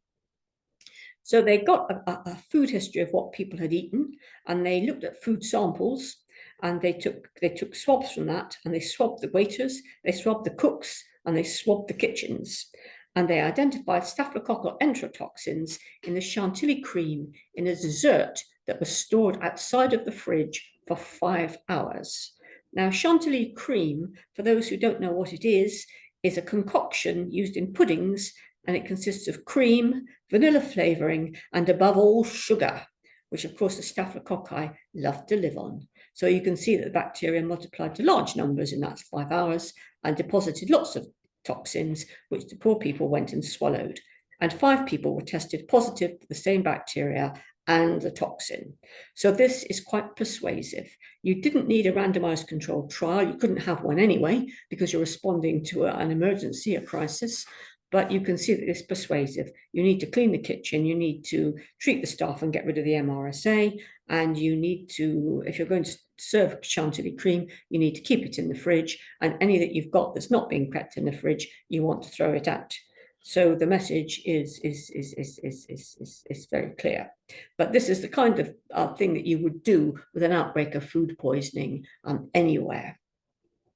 Case study series describe patients in their natural setting. They can be prospective or retrospective. Difference from cohort studies. They're different from cohort studies because they don't compare people. They look at everybody. Sample size, they usually publish, if such studies are published, usually they publish at least 3 cases, but often very much more. Case study series are done very often by doctors rather than by nurses. They're the sort of things that get published when a new disease is described for the first time. You might remember a few years ago when Zika virus was something that people were talking about for the first time. Now, when a disease is first described, people write in very high impact journals very often about this new disease, and people look at cases of it. So we're describing diseases in their natural setting. These studies are essentially descriptive. They certainly don't involve interventions, but if a nurse did a study instead of a doctor, I think case study series would be described as qualitative studies. If you think back to that hierarchy I showed you, qualitative studies are put right at the bottom of the hierarchy, but actually this is cutting edge research, and it is considered to be very important research. So comparing it to a randomized controlled trial and saying that one is much more better quality evidence than another doesn't really, it doesn't really make sense. You're doing something quite different. So I think if people were describing case study series as a method for the first time today, they would be described as qualitative studies. But anyway, whatever they're described as, they can play a very important role. And I'm going to present one to you that is old now, but it makes its point. It's a rather sad story. You might remember when we did microbiology, we looked at the fungi and we looked at the fact that fungi these days are identified increasingly as causing disease. And in the early 90s, there were 4 cases of rhizopus causing mycosis, a fungal disease, in a neonatal unit. There were 4 babies affected. So there were 4 cases described, and there was no comparator. And of those 4 neonates, 3 died. And it was very hard to trace the source of the outbreak. They looked all through the environment to see if they could find something that was causing these deaths. There was no cross-infection because the babies were on the unit at different times. So it didn't seem that there was contamination from the larger environment, from the floors or sinks. And it was very hard to find where this was coming from. So they looked at the literature and they found that rhizopus is an uncommon cause of infection, but that there had been cases of pulmonary infection, lung infection in sawmill workers. And so they looked at wooden things on the unit. And eventually they thought to look at the wooden tongue depressors that were stored in a box. These things were never sterile in the first place. They were just stored clean in a box, and they were used to make IV cannulae for these tiny little babies. And the wooden tongue depressors were infected with the fungal spores, and that was how they were getting to the babies.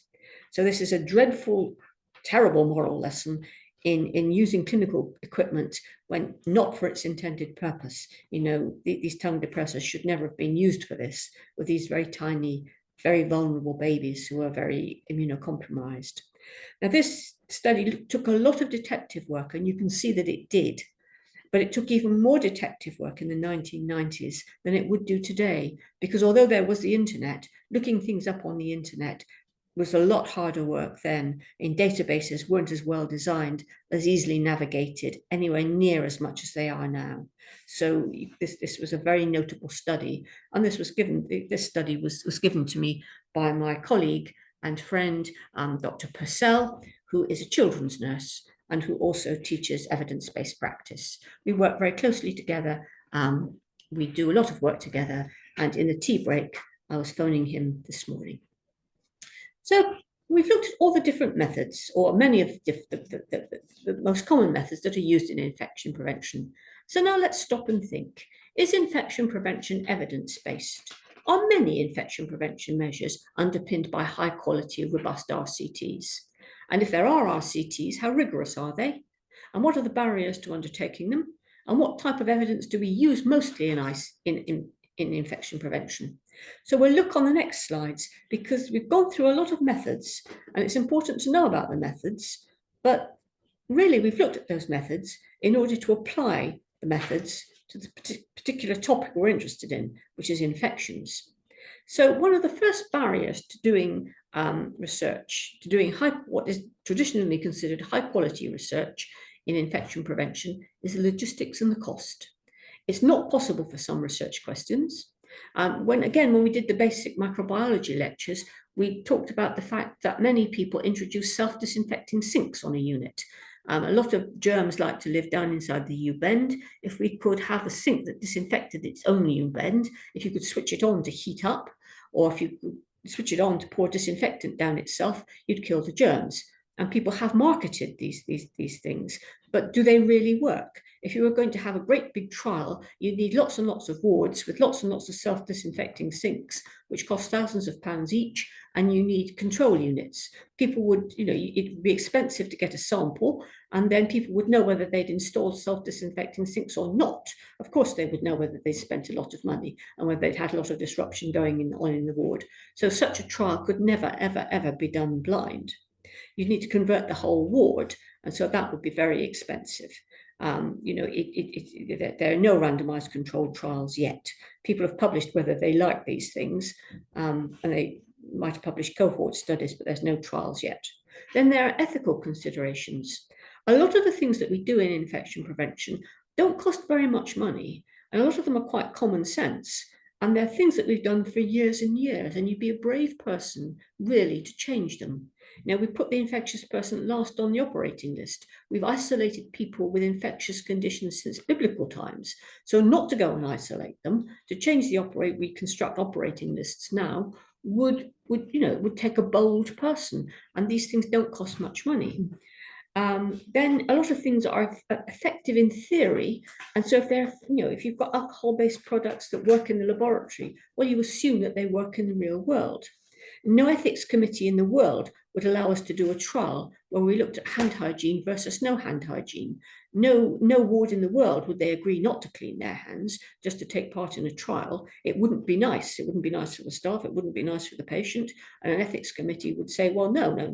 Logically, hand hygiene just makes a difference because it washes the germs off. I'm not going to let you do this.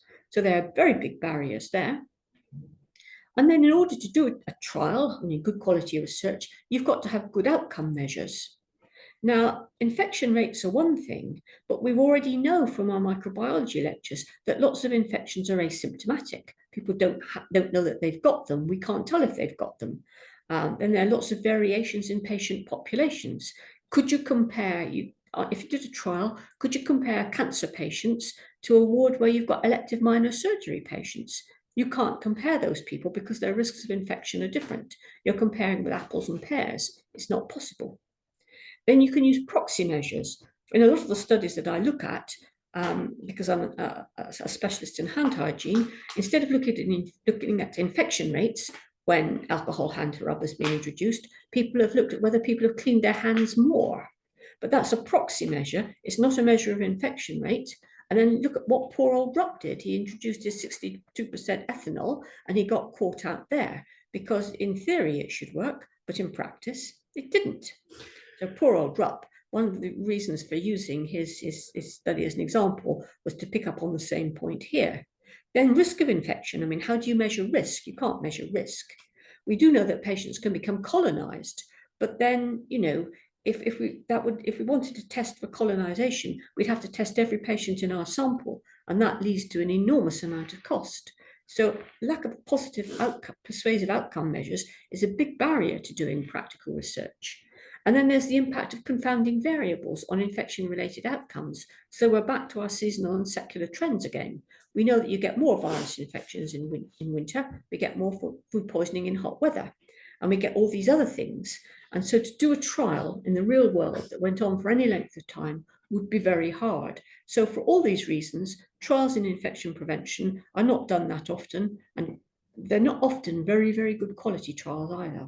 You want to get in lots of research money and be a successful researcher, you go and do something easier than infection prevention. And really, I suppose one of the biggest barriers is the intervention fails. And we know it's failed, but we might not know why it's failed. And it might not have failed. It might not have been successful for all sorts of reasons, not just one reason, but lots of reasons. The intervention might not be very good, like poor old Rupp, or the health workers might not comply with it. In this study that was done by Christopher Fuller some years ago, they wanted an intervention to look at the effectiveness of alcohol hand hygiene, alcohol hand rub. And so they introduced it into 16 hospitals. And the intervention that they had was introducing the alcohol gel and feedback. So they hadn't got a research team that was big enough to give the feedback itself. So they expected the junior ward sisters to give the to prompt the nurses to clean their hands. So if they saw a member of staff going to a patient in the intensive care unit, what they wanted the ward sister to do would be to say, well, you're just about to touch the patient. Now you've got to clean your hands, or you didn't clean your hands. Well, that study wasn't very successful because, of course, the ward sisters didn't want to do that because they knew it upset their staff. So, an intervention can fail because of that. The data collection itself might be flawed. We all know that hand hygiene audit is done, but we all know that it's not very well done, and it isn't very well done. and everybody does it differently. So you'd be comparing the results of audit done by lots of different people in lots of different places. The study design might be wrong and the conclusions might not be very good. The outcome measures might be poor, or you might get a combination of all the above. The other thing that we have to bear in mind is that if an intervention is successful, it's more likely to be published and it's more likely to get publicity. If you've done something and the result looks good, you're more likely to go to a conference, you're more likely to put it in a journal, because people will say, well done. But if something doesn't work the way you hoped it would work, you're more likely to say, well, I'll get round to going to a conference one day, but I don't feel quite up to it at the moment. I've got to get over my disappointment first. And then, of course, you never get round to it. So there's a big publication bias that works there. So where does that leave infection prevention? We need to implement interventions where there's proof of effectiveness. We need to implement interventions that, according to logic or common sense, ought to be effective, like isolating people, like hand hygiene. And we should not bother to implement interventions where the intervention is not logical or not successful, like blowing oxygen over wounds to dry them out, because that won't get us anywhere. And we certainly shouldn't be doing things that would be dangerous, like the lead lotion. We should not be doing things that will endanger people. So if we've got an idea that something might infringe on patient safety, of course we should not be doing it. And now here, evidence synthesis can help. Because if you think back to that hierarchy that I showed you right at the beginning, individual trials, RCTs, are considered to be good quality evidence. They're near the top. But systematic reviews of evidence, systematic reviews, the collected evidence of lots of different trials together, pooled all together, is supposed to be the highest quality evidence of all. So systematic reviews are really the solution for busy clinicians. You may not have time or space, if you're a busy clinician, to read every new study that comes out and evaluate it, even if you have the skills to do so. So systematic reviews exist for those people. So it's for you that they're undertaken. They come high up the hierarchy of evidence because they save time and resources. So what is done in a systematic review is that all the evidence from a lot of studies to answer a specific research question are all pooled together. And then they do statistical testing, which is called meta-analysis, meta-synthesis, in order to bring out the finding. So they're pooling the statistics from lots and lots of studies, sometimes 20 or 30 or 100 studies, instead of relying on a single one. The studies are all judged in terms of quality before they decide to put them into a review. So poor quality studies are excluded. The method that you take to do a systematic review is, as it says in the title, it has to be systematic. It has to have system about it. It has to be explicit. It has to be reproducible. And we assess the validity of the studies that go in, and we look at their attempts to minimize bias and to give us reliable findings in order to guide policy and practice, because you wouldn't want policy and practice to be based on something that was dodgy. And also you can use your review to identify future avenues for research where not very much research has been conducted yet, or possibly no research, or possibly only poor research. So the outcomes are that you've got the synthesis of a lot of good quality research all together. There's lots of examples of systematic reviews in infection prevention. There are over 20 reviews that look at the impact of hand hygiene on patient care in hospitals and primary care alone. You know one of the people who's done one of those studies. We've done that systematic review 3 times over, and currently we're doing it for the 4th time. Hand hygiene is considered to be a very important intervention. The first time we did it, we could find no evidence that hand hygiene ever really did anything, that it was an advantage. The second time, that was in 2007. In 2009, there were a few more studies to look at that we could look at that were good enough, and they suggested that hand hygiene might be effective. The third study that we did in 2017, we concluded that there was enough evidence that you could recommend hand hygiene, that it did reduce infection, that it did increase hand hygiene and could it reduce infection rates. And so now in 2025, we're doing it all over again. But thank God I'm not needing it this time, because systematic reviews are an awful lot of work. Even with something like a systematic review, there are very big limitations with it. Reviews focus very much on robustness of the study design. For example, our one on hand hygiene doesn't look at hand hygiene method, which we know to be hand hygiene audit, which we know to be quite poor. And whatever kind of a review you might do, the review might be rigorously undertaken.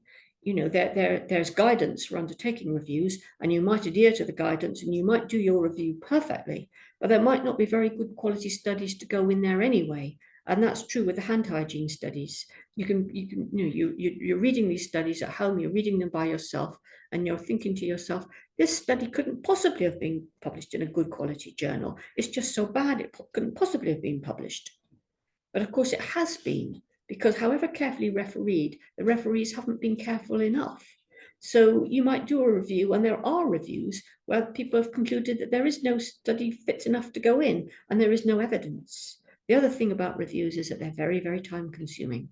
They're prestigious, but they're very, very time consuming indeed. So a lot of the time people don't want to be involved in them.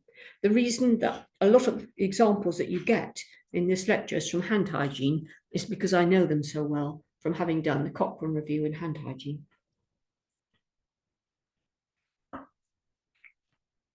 So systematic reviews with meta-analysis are supposed to be the highest form of evidence, where they pool a lot of statistical data. There's a danger with this, because if you pool the findings from studies that were not done in the same way, if you look at different populations, if you look at different outcome measures, can you compare findings? And again, it will be very difficult to do so. Can you compare findings from a study that was done in Africa, which is a low-income country, to studies done in the US, which is a high-income country? And, you know, common sense would suggest to you that no, you can't do that. So let's sum up. Let's respond to change. Patients change. Healthcare changes. Where we deliver it and how we deliver it changes all the time. And infection risks change.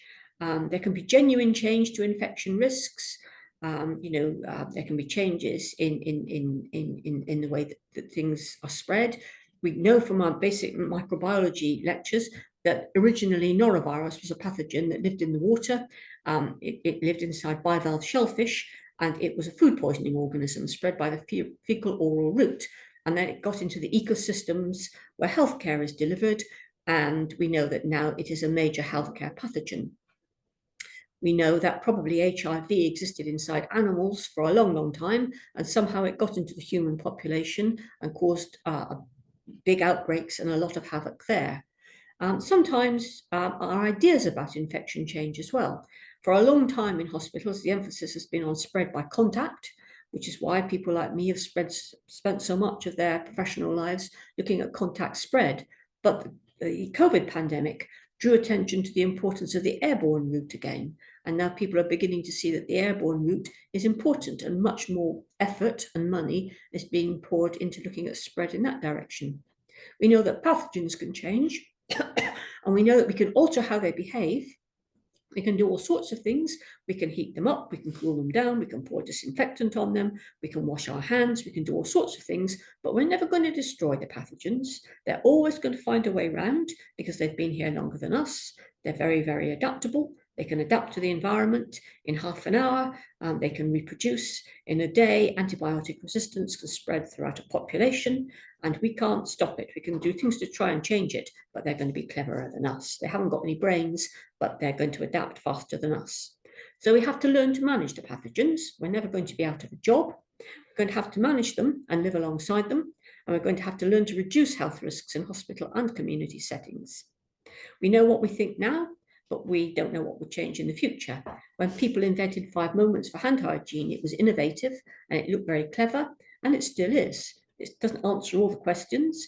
We have to think beyond it. We have to think that infection isn't just spread by contact. 5 moments is not going to do much for airborne spread, but 5 moments isn't wrong. It's just that there are other things as well. So it's our big challenge. Infection prevention is supposed to be evidence-based. But few infection prevention interventions are underpinned by the best quality evidence because we just haven't got it. And we're never going to have it, no matter how hard we try. we get very good examples of very nice rigorous research like that clean study that I showed you, that really is a very rigorous study that was a pleasure to read and to critically appraise. But it's very difficult because the clean study is unusual. An awful lot of infection prevention studies are not underpinned by good quality evidence. If you get out a guideline for infection prevention, if you get out something like the EPIC guidelines that are still very often quoted, if you get out something like EPIC 3, it tells you the quality of the evidence used to support everything that they suggest that you do, every single item in the guideline. But more often than not, you find that the evidence is expert opinion. The expert is not high quality RCTs because they don't exist. And a lot of people know that, and a lot of people are skeptical because of it. And their doctors are the major culprits, and they can be very mischievous, especially junior doctors. And a lot of people in healthcare, doctors as well as nurses, rationalize their own practice. If you talk to people, and people have done this in research studies, if you talk to people, then they say, oh, well, of course, I do my own aseptic technique perfectly, but I can vary my own aseptic technique, and I'm still adopting all the guidelines, and I can do it because I know all the rules, and I've done all the courses, and I know that I'm perfect. But it's the junior nurses, and it's the student nurses, and it's the healthcare assistants that are doing it all wrong, and they're doing it all wrong because they're not as knowledgeable as me. And sometimes you will say, well, the nurses will say, the junior doctors are not doing this right. They breeze in here and they do what they think, but they're not, nurses are the leaders of infection prevention and we're doing it right. And the doctors will say, well, nurses are doing it all wrong, and we're the ones who know all about evidence-based practice, and we know that there's not much high-quality research in evidence-based practice, so infection prevention is a load of rubbish. So you get people saying this all of the time, and you have to defend your practice, which is why you have to be able to critically appraise studies, which is really the whole point of this lecture. Nobody is going to give you an exam or a test to see whether you know the difference between a cluster randomized controlled trial and a controlled before and after one. Nobody is going to do that. Nobody is going to assess you in that way. But all the time, in the clinical situation, you will be challenged and you have to be able to defend yourself. So the solutions to that is to understand the methodological limitations of study designs, to defend your practice and defend doing things that are logical and acceptable, and to be aware of things that have no good and sensible application, like the lead lotion, and to make sure that they don't go on your watch. And you've got to know your clinical setting and its risks and its needs, which is the topic of the next session. But before we have another short break that we could do with, I'm going to talk to you about the parachute study. The parachute study was published in 2018. A group of people went on a conference in the States. And they went on a conference all about evidence-based practice. And on the way, during the conference, all that they learned about was the importance of evidence and how you weren't supposed to do anything in healthcare. You weren't supposed to go anywhere near a patient unless you had evidence that what you were doing was a good thing to be doing. The conference came to an end, and they caught a small group of these people, caught a plane, and they went home together. And they began to chat and talk. They had a drink. When the drinks trolley came round, they got more and more giggly and silly because the conference was over and they could go safe home again. You always feel like that after a long conference, especially staying in an hotel. The novelty wears off after a few days. And so they began to chat and they said, well, here we are up in the air and we could jump off this plane because there's no evidence that if we jumped off the plane that we would die. There's no evidence. People think that if you jump off a jumbo jet, you're going to suffer major trauma and it's going to kill you, but there's no evidence. So perhaps we ought to do a trial to show it. So they came up with a research question that using a parachute to prevent death and major trauma when jumping from an aircraft would save your life. And they would need to they needed to do a randomized controlled trial to test whether a parachute could save your life if you jumped off a jumbo jet, or if not having a parachute would make any difference. So they got home and they did an RCT. They were a group of young, sophisticated people. So they got their own friends to take part in the trial. They persuaded them to take part in the trial. They hadn't got enough money to rent a plane, so they rented a helicopter instead. And they did everything right. They randomized their people, their friends, into the control group or into the test group. The people in the test group had the parachute, it was the intervention, and the people in the control group just jumped from the helicopter with an ordinary backpack instead of the parachute. And the outcome measure was whether jumping out without the parachute was going to result in major trauma or death. And they did all their study completely properly, and they published it, and they published the findings in the British Medical Journal in 2018. And they found that using a parachute made no difference when you jumped out of a helicopter. So it didn't really make any difference whether you used a parachute or an ordinary backpack. And there's a photograph of the people jumping out of the helicopter to show it. Of course, what you don't know until you get to very nearly the end of the paper is the catch. Every year, the British Medical Journal publishes a stooge paper. They publish it just before Christmas, and so you get a long way through reading this paper before you realise that you're being had. And in this study, the catch was that the helicopter was on the ground. So there was a photograph near the end of the article. You can read the paper online. You can put the AETL and parachute study into Google, and you can get this study and you can read it if you want. And there it is, published just before Christmas in 2018. And you can see the young people jumping out of the helicopter at ground level and laughing quite happily as they do so. But the message from the parachute study is, of course, quite profound. We don't need a great big expensive RCT when common sense tells us what the answer is anyway, because of course, if you jump from a plane at altitude, of course, it's going to kill you in the most terrible, unimaginable way. Those are the references. We don't need to look at the references. But we can, the moral is extremely powerful. If you're challenged by a junior doctor who says, well, I don't want to do, I don't want to do bare below the elbows because there's no proof that bare below the elbows works. Well, you can say to them, well, go off and read the parachute study. Nobody's ever going to do a randomized controlled trial to show that bare below the elbows works. And somebody who'd done this course was confronted by a junior doctor who said, well, I'm not going to do bare below the elbow because there's no RCT. And until there's an RCT, to show that it works, I'm not going to do it. And that's that. But of course there isn't. Nobody is trying to sell bare below the elbow. No pharmaceutical company is going to make a lot of money out of it, but it makes perfect common sense. If you don't roll your sleeves up, you can't wash your hands and arms properly. So there's never going to be an RCT, and we don't need one. So that is the perfect answer to that. Some years ago, I had a very, very nasty eye infection.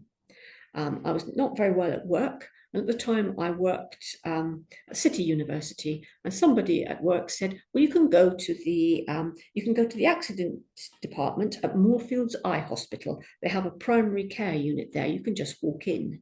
So I just walked in. I got a very nasty streptococcal infection. I remember saying to you that evidently I carry streptococci.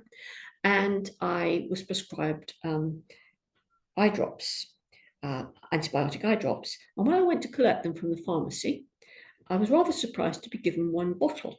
So I said to the pharmacist, well, I've only got one eye infected, but won't cross-contamination occur to the other? Shouldn't I have two separate bottles of eye drops? And without missing a beat, the pharmacist said, oh no, they've done great big trials, and they've shown that there's no risk of cross-contamination at all. I felt too ill and too worn out, having waited 3 hours to be seen. And I wasn't feeling very well, and I was feeling very nasty with my red swollen eye. And I wasn't going to argue, but I thought, you silly fool, you think that you can just fob off a member of the population and blind them with science. Not me, you can't, because I know about evidence-based practice. And members of the public might not know about evidence-based practice, but they've got plenty of common sense. They know that when you're fumbling about with eye drops, with fingers, then you are not very easily going to be able to prevent contamination from one eye to the other. Attention, please. The fire alarm is about to be tested. Please take no action. Right, it's not our day today. We've had people talking outside the room, and we've had the fire escape as well. But we've just about.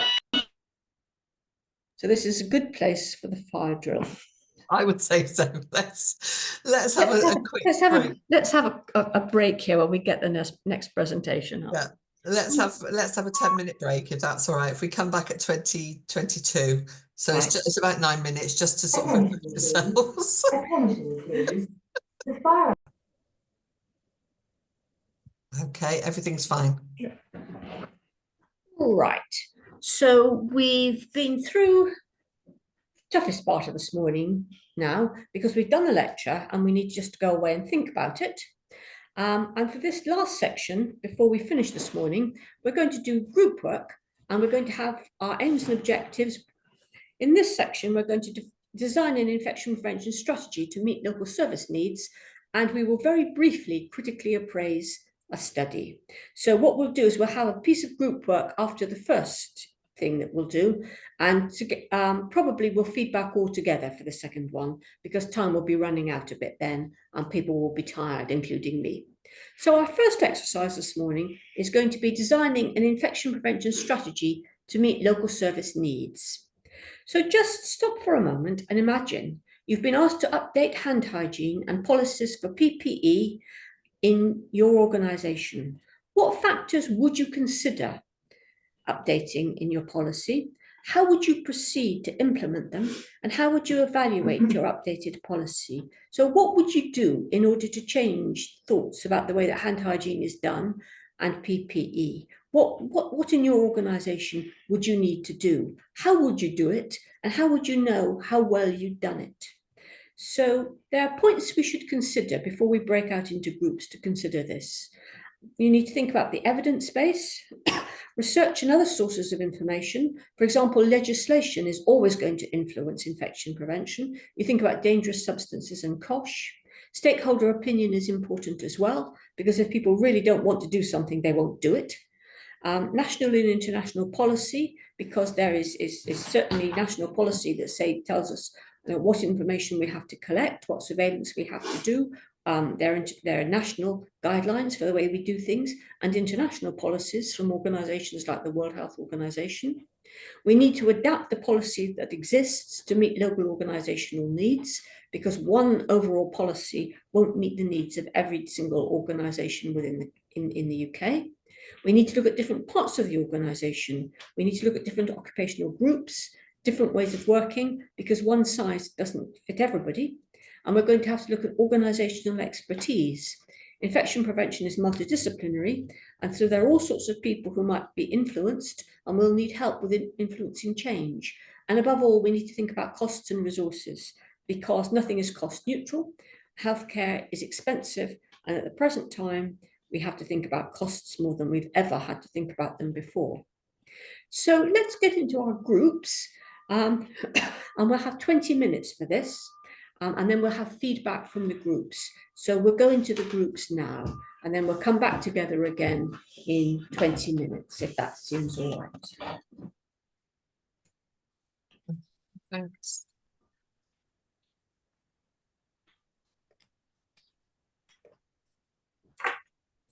You all right with that, Crystal? Yes. How many groups have we got? I think we do 4 or 5. 4 groups. Chris, is it 4 we said? I think 4 would be okay. Yeah, 5, 5, 5 and 4, so that's perfect. Okay. And Victoria.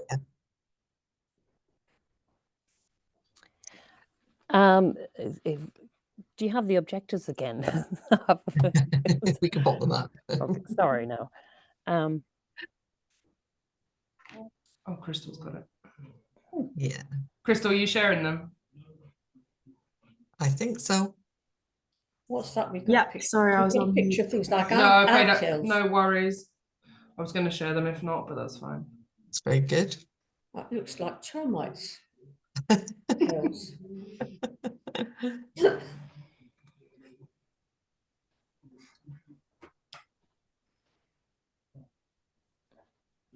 I'll start anyways. Yeah. So regarding updating the hand hygiene, the PPE policies, so what would kind of influence that? Was there an existing policy in place, or are you writing a new policy? It could be a new organization. It very much depends on the setting. So there was two of us who were in an acute setting. One was in a mental health setting, and another one of our team was from a community based. So the policies and how they might be implemented would vary according to actually the place it was set in. Then also, like you'd mentioned, has any kind of, has any new guidance been implemented, or current evidence? So like I was just saying, 20 years ago, we didn't have alcohol hand gel at the end of patients' beds, and that only started coming in later on. And so obviously policies would have been changed to reflect, new hand decontamination with alcohol hand gel, and rather than the traditional soap and water. So that policy would have been changed to reflect those new evidence base. And then your EPIC guidelines. Then the other things such as when outbreaks, that may affect hand washing and your PPE policies.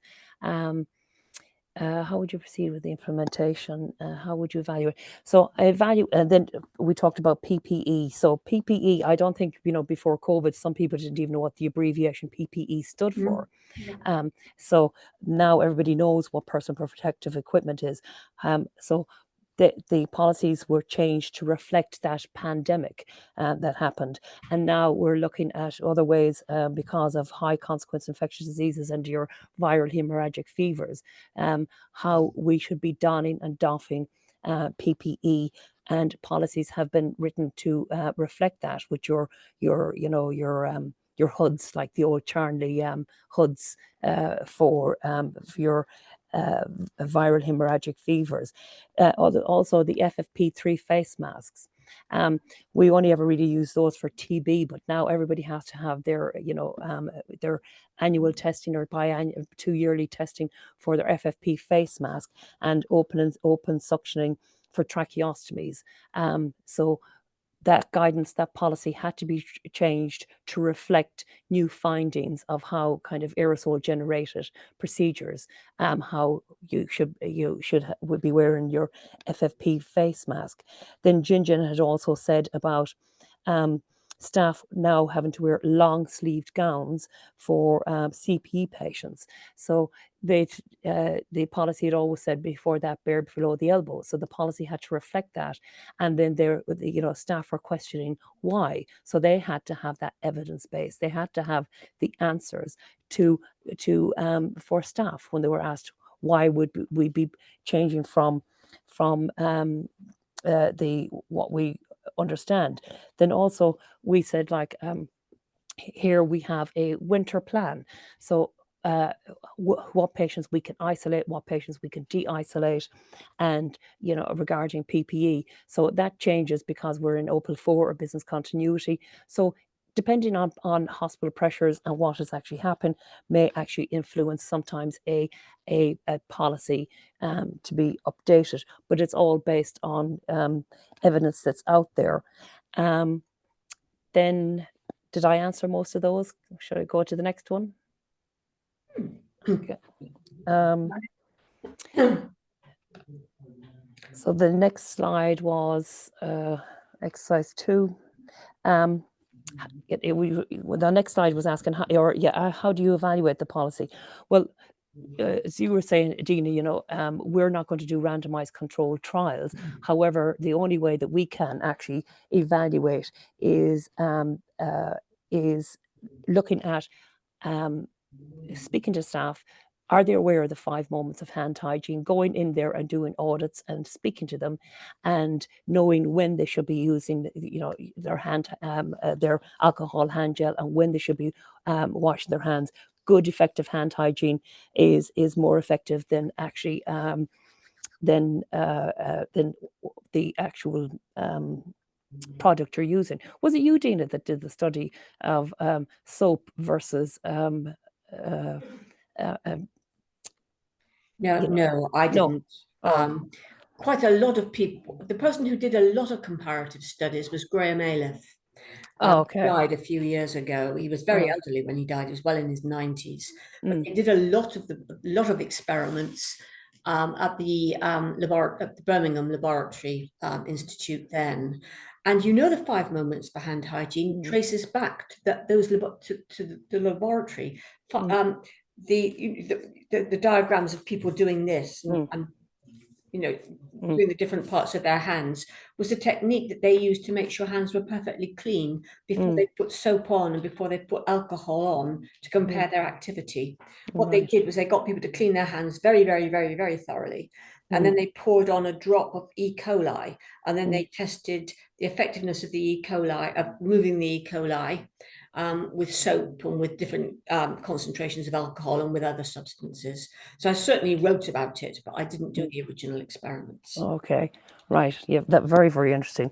So evaluating the policy. So it's actually, you know, raising awareness at the huddles, the glow and tell to show how effective the information is getting out there regarding new policies, putting it on the free net.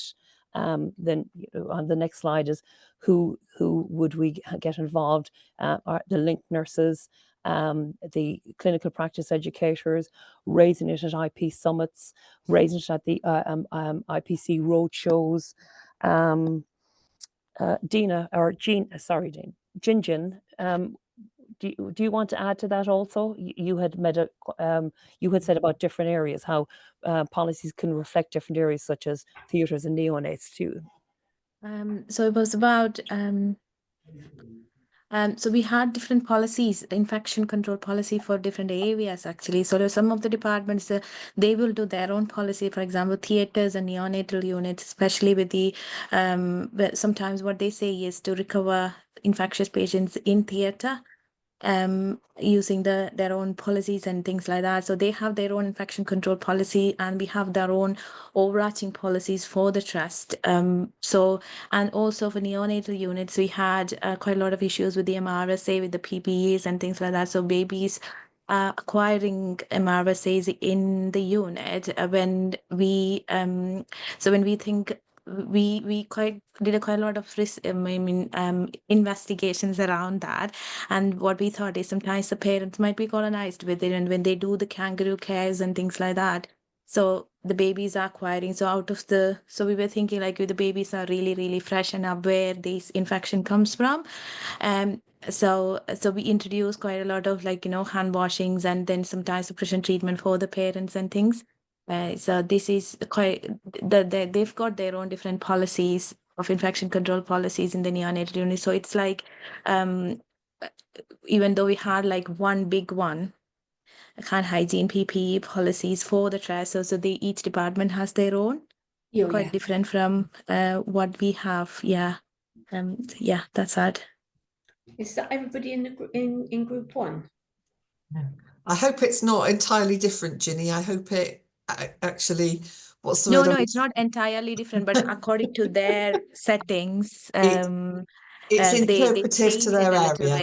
Yeah, they change it like a little bit, which is more adaptable to their own settings.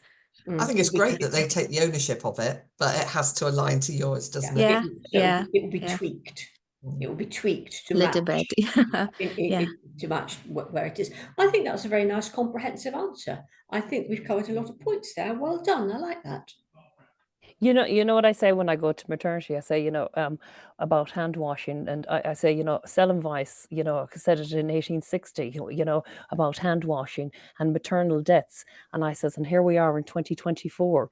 And I says, and I'm here telling the same story, so let's try and get it right, so. I noticed that you've got glow and tell still yes. in your trust. I used to have one of those boxes, and then somebody stole it. Always wanted one. I had it as a present from the company. I used to lend it out, and then one day I just didn't get it back. And I always wonder who's got my glow and tell machine. I'd like it back. Not me. No, but they're hard to get now. So if you've got one, hang on to it. Don't lend it out. So the next group was Annalisa, Christine, Deborah, Lucy, and Vicky.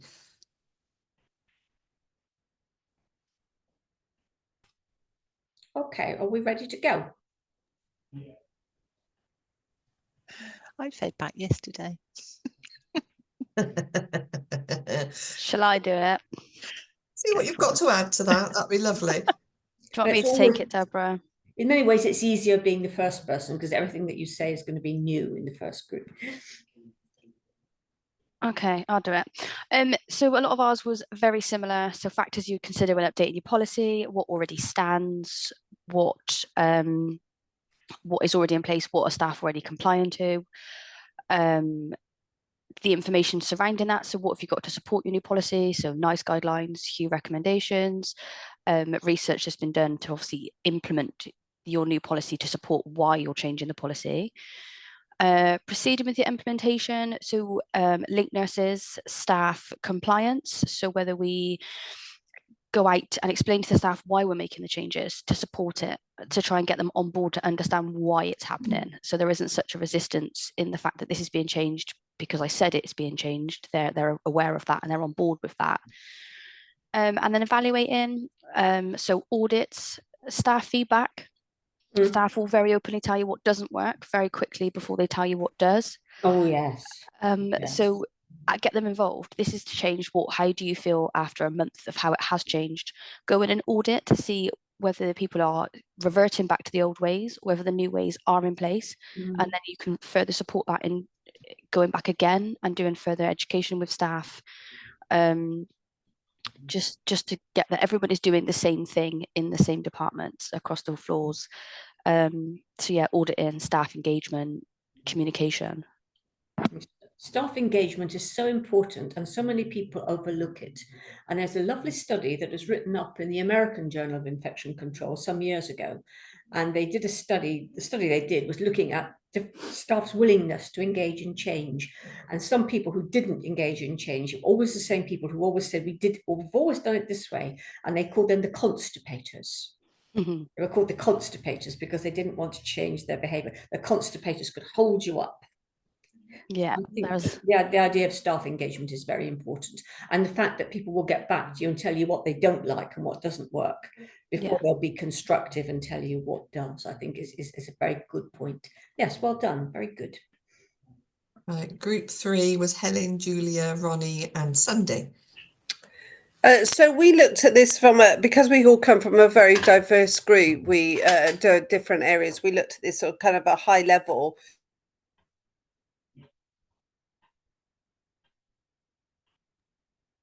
Review of what we would do. Review current guidelines, national guidelines, before we actually embark on what is required for our to update our hand hygiene or our PPE policy. What are the changes, and what is it we're suggesting, and then making those recommendations within the institution that I work. Any update to a policy is ratified, and that's ensuring that you've got your key stakeholders there, which is where also is going to have an impact on your, as you were just saying, it's about hearts and minds. Don't matter what changes you make, if you don't have buy-in and people aren't receptive to that, it's never going to change, whether it's written down or not. So we talked about ratifying the changes that you made and then implementing these within the different services. And that was one of the things we talked about, because we talked about evaluating and auditing, and a number of people were talking about utilizing your resources, sort of individuals and people, role modeling. So if you've got your stakeholders and they're role modeling your changes. We also talked about that if one of our group works if you've got people within the community, how are you going to monitor that we're actually achieving the, you know, the objectives and the changes to the policy. And that's where, again, I know I go on about it a lot, but I believe that hearts and minds is at the root of all of this. So if you need that buy-in right at the beginning to ensure that that those changes and have the assurances that they're going to change. And then it's about, I also believe it's about review. We talked about, you know, it's very important that any update and changes to the policy that you put in your organisation, is it's reviewed. Is it working? Is it working for everybody? Are people comfortable with it? One of our team Sunday suggested it'd be great to have an anonymous Google review. I said that sounds fantastic, but I don't think that would be something that we would have within our organisation. But it is about reviewing of what we've done. And apart from that, it's very similar to everyone else. Well, that sounds like you took a slightly different take to other people, but that sounds like a very we didn't go into the kind of detail because and at the end we were saying about, as far as cost and resources concerned, well, that's absolutely vital to take into consideration, but we weren't looking at we weren't looking at individual policy. We're just looking at an overview of updating this as a policy. Okay, thanks very much indeed. Lovely. And last but not least, Chenga, Sarah and Richard, and I think there was somebody else in that group. I think it was more than 3, but it's only showing Chenga, Sarah and Richard at the moment. Yeah, I was in that group. I think we've covered very similar things to the other groups. I suppose the only maybe slight twist was not just engaging with the frontline staff and those stakeholders, but really getting them be involved in the design of the policy, and just acknowledging that the evidence base out there will often go through different guidelines. There'll be different aspects of the evidence base. The studies are being conducted in certain settings, and its understanding, is there anything different about your local setting, and do you need to adapt that evidence base to work within the setting that you're actually practicing in, and making sure you're not missing something from the local setting because you're looking at the evidence that may well have been delivered in a different setting. So that real strong engagement with stakeholders and developing the policy. Okay, is there anything to add to that?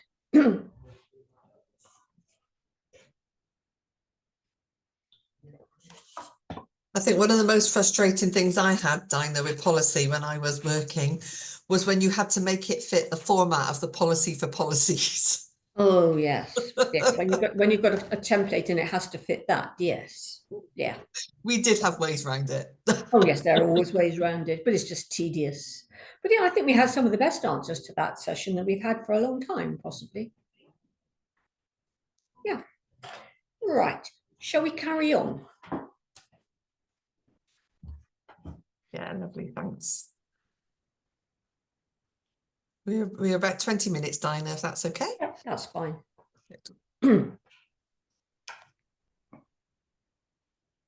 I think we're making better time than sometimes, actually. We don't feel quite so rushed as sometimes.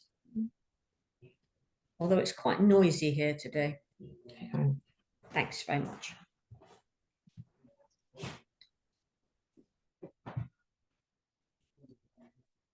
Yeah, I think we've gone through these points. So let's look at critical appraisal. So let's revise what critical appraisal is, since we started off much earlier this morning, about 9:30, saying what critical appraisal is. Critical appraisal is a method of systematically examining research to assess its trustworthiness, its value, and its relevance to practice in a particular context. For example, where you work, the clinical setting, the kind of people that you have, the kind of staff that you have to work with you. It's not the same as criticism. So a piece of research might be very well done, but it might not fit what you want in the kind of setting where you are. But that's not the same as criticism. So key questions are, what are the study findings? Can we believe them? Are they helpful to support local practice? Are they relevant? And there are critical appraisal skills programs that will help us do critique. So let's look now at a very famous study, and I've chosen it because although it's quite old, well, it's very old now, it's 25 years old, it has been a very influential study.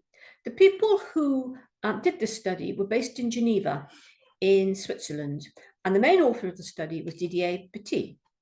The type of intervention that they had was a complex bundle, and what they wanted to do was increase the use of alcohol hand rub and look at its impact on hand hygiene. So they introduced alcohol hand rub, which at the time was considered very novel. They had posters to boost the campaign. They audited hand hygiene with performance feedback to staff. That's probably the first time this had ever really been done. And they had support from the hospital management to do this. And the outcome measures that they looked at was how often people cleaned their hands. So they looked at hand hygiene frequency. They looked at overall rates of healthcare associated infection. And they looked at MRSA particularly and separately because it was a pathogen that people were most concerned about at the time. And the data that they collected was hand hygiene audits. Sorry, I must have a drink.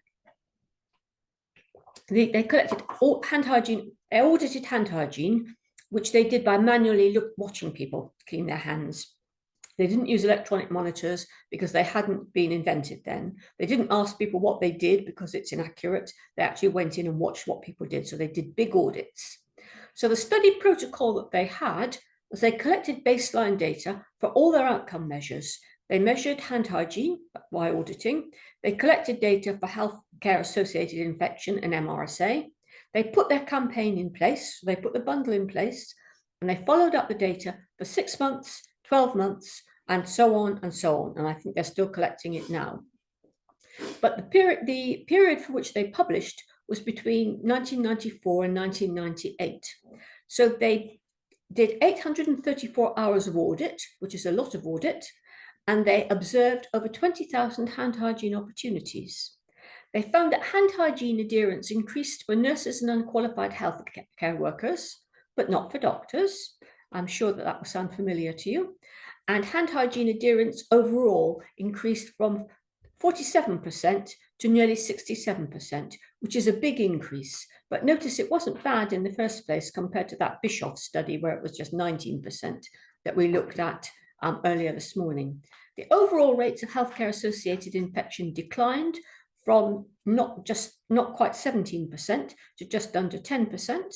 So that was quite a decline. MRSA rates were 2.16%, which isn't very high, but it went down to below 1%. So there were reductions in infections and an increase in hand hygiene audit. So applying the critical appraisal skills, what are the study findings? We've already covered that. We know that their rate of hand hygiene has gone up, their infection rates have gone down. So we won't look at that again. But do you believe the findings of this study? In your groups, I would like you to discuss, do you believe these findings in the Geneva Hospital? Are they helpful to support local practice? Are they relevant for you? And start a discussion. We'll see how far you get, and then I'll give you some more hints in a few minutes' time. So if we could get into groups now, we'll see how we go. And then maybe you'll like a hint, or maybe you'd rather go straight into the feedback. How long do you want for the group this time, Dinah? I think we'll have 5 minutes, 10 minutes. Yeah. Should we have 7? Should we go in the middle? 7, if that's not 7 minutes. if that's not too difficult. No. Would you like different groups to before? No, keep them the same. That's Okay. fine.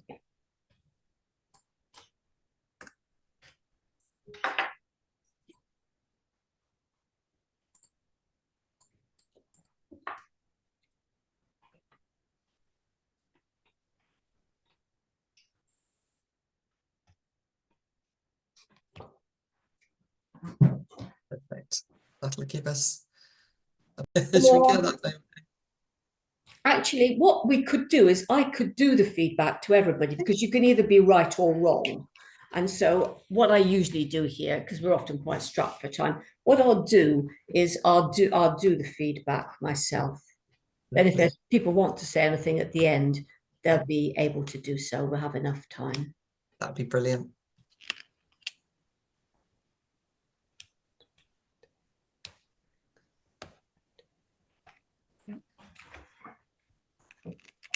All there. Did the Geneva campaign generate high quality evidence? Well, the hints that I would give to you as, was there a control group in this study? Was the sample randomly obtained? And was there evidence of bias? Would you think that the Geneva Hospital in Switzerland is representative of hospitals more generally in high income countries? So, was there a control group? Was the sample random? And was there evidence of bias? So what kind of study design did they have? Well, this was an uncontrolled before and after study. This was a pre-test, post-test design. So it was an observational study. It was low down the hierarchy of evidence. There was no randomization in this. All the health workers in that one hospital took part. The group that acted as the intervention acted as its own control. And you can work that one out really from what the information that I gave you. What you might also have thought is that this is really a highly specific sample. There's a lot of bias and confounding factors here at work. I don't know how many people have been to Geneva and how many people have been to Switzerland, but Geneva is a very particular place. Not everywhere is like Geneva. Switzerland is a very rich country and Geneva is a very rich city. So this study was quite low down the hierarchy of evidence. Now, I don't know if anybody has been to Geneva and what kind of experience you might have had when you were there, but I've been to Geneva on a number of occasions to conferences. Didier Petit organises a conference every few years, and quite often I've been invited to speak. And the first time I ever went to speak at the conference, afterwards, he gave a party in his own house. I genuinely can't remember how we got there. I think we might all have got there as a group, and we might have been talking and not thinking too much about how we were going to get home again. But the evening wore on, and eventually a group of us began to think how we needed to get back to our hotel more in the centre of the city. So we said to Didier, how are we going to get back to our hotels? Do we need to call a taxi? And he said, oh, no, certainly not. You can catch the bus. So it was by then, it was getting on quite late in the evening and it was beginning to get dark. And we were on the outskirts of a strange city, a couple of miles away. So we said, well, catch the bus. Is that all right to catch the bus? And he said, oh, yes, there'll be a bus at 10:25. So we said, well, where do we get the bus? And he said, oh, if you just stand outside the front gate, you'll see the bus coming along at 10:25, and it will see you, and the driver will just stop. So we said, well, we thought this would be a bit dodgy. I mean, can you imagine that at home? And so he said, oh, no, it's fine. The bus driver will see you. And so you just take the bus to the centre of the city, and there you get off and you wait for 5 minutes, and then there'll be the tram. So you just get on the tram and it'll drop you outside your hotels and you'll be safe and sound. It'll be lovely. So we said, but we haven't got any local currency, so how are we going to manage on the bus if we've got none of the currency that you use in Geneva? Oh, he said, well, that's fine. Everybody in Geneva goes as a tourist. And so we said, well, how will the driver know that we're tourists? So Didier said, oh, he just will. It'll all be fine. It'll all work out. So we were very doubtful about this, but we went out to the front gate, and at 10:25, the bus came and it stopped. And we all got on the bus and the driver just waved us on. And we got to the centre of the town. And then we got to a sort of a place like a big bus stop in the middle of the town. And there were trams there. So we all got off. We were waiting for the tram. And somebody that I've known for quite a long time, somebody who's actually quite senior in infection prevention, said, oh, Diana, if I was standing anywhere in a strange city, except for this, late at this time of night, I'd be quite frightened. I'd be quite nervous. But actually, I don't feel too bad here at all.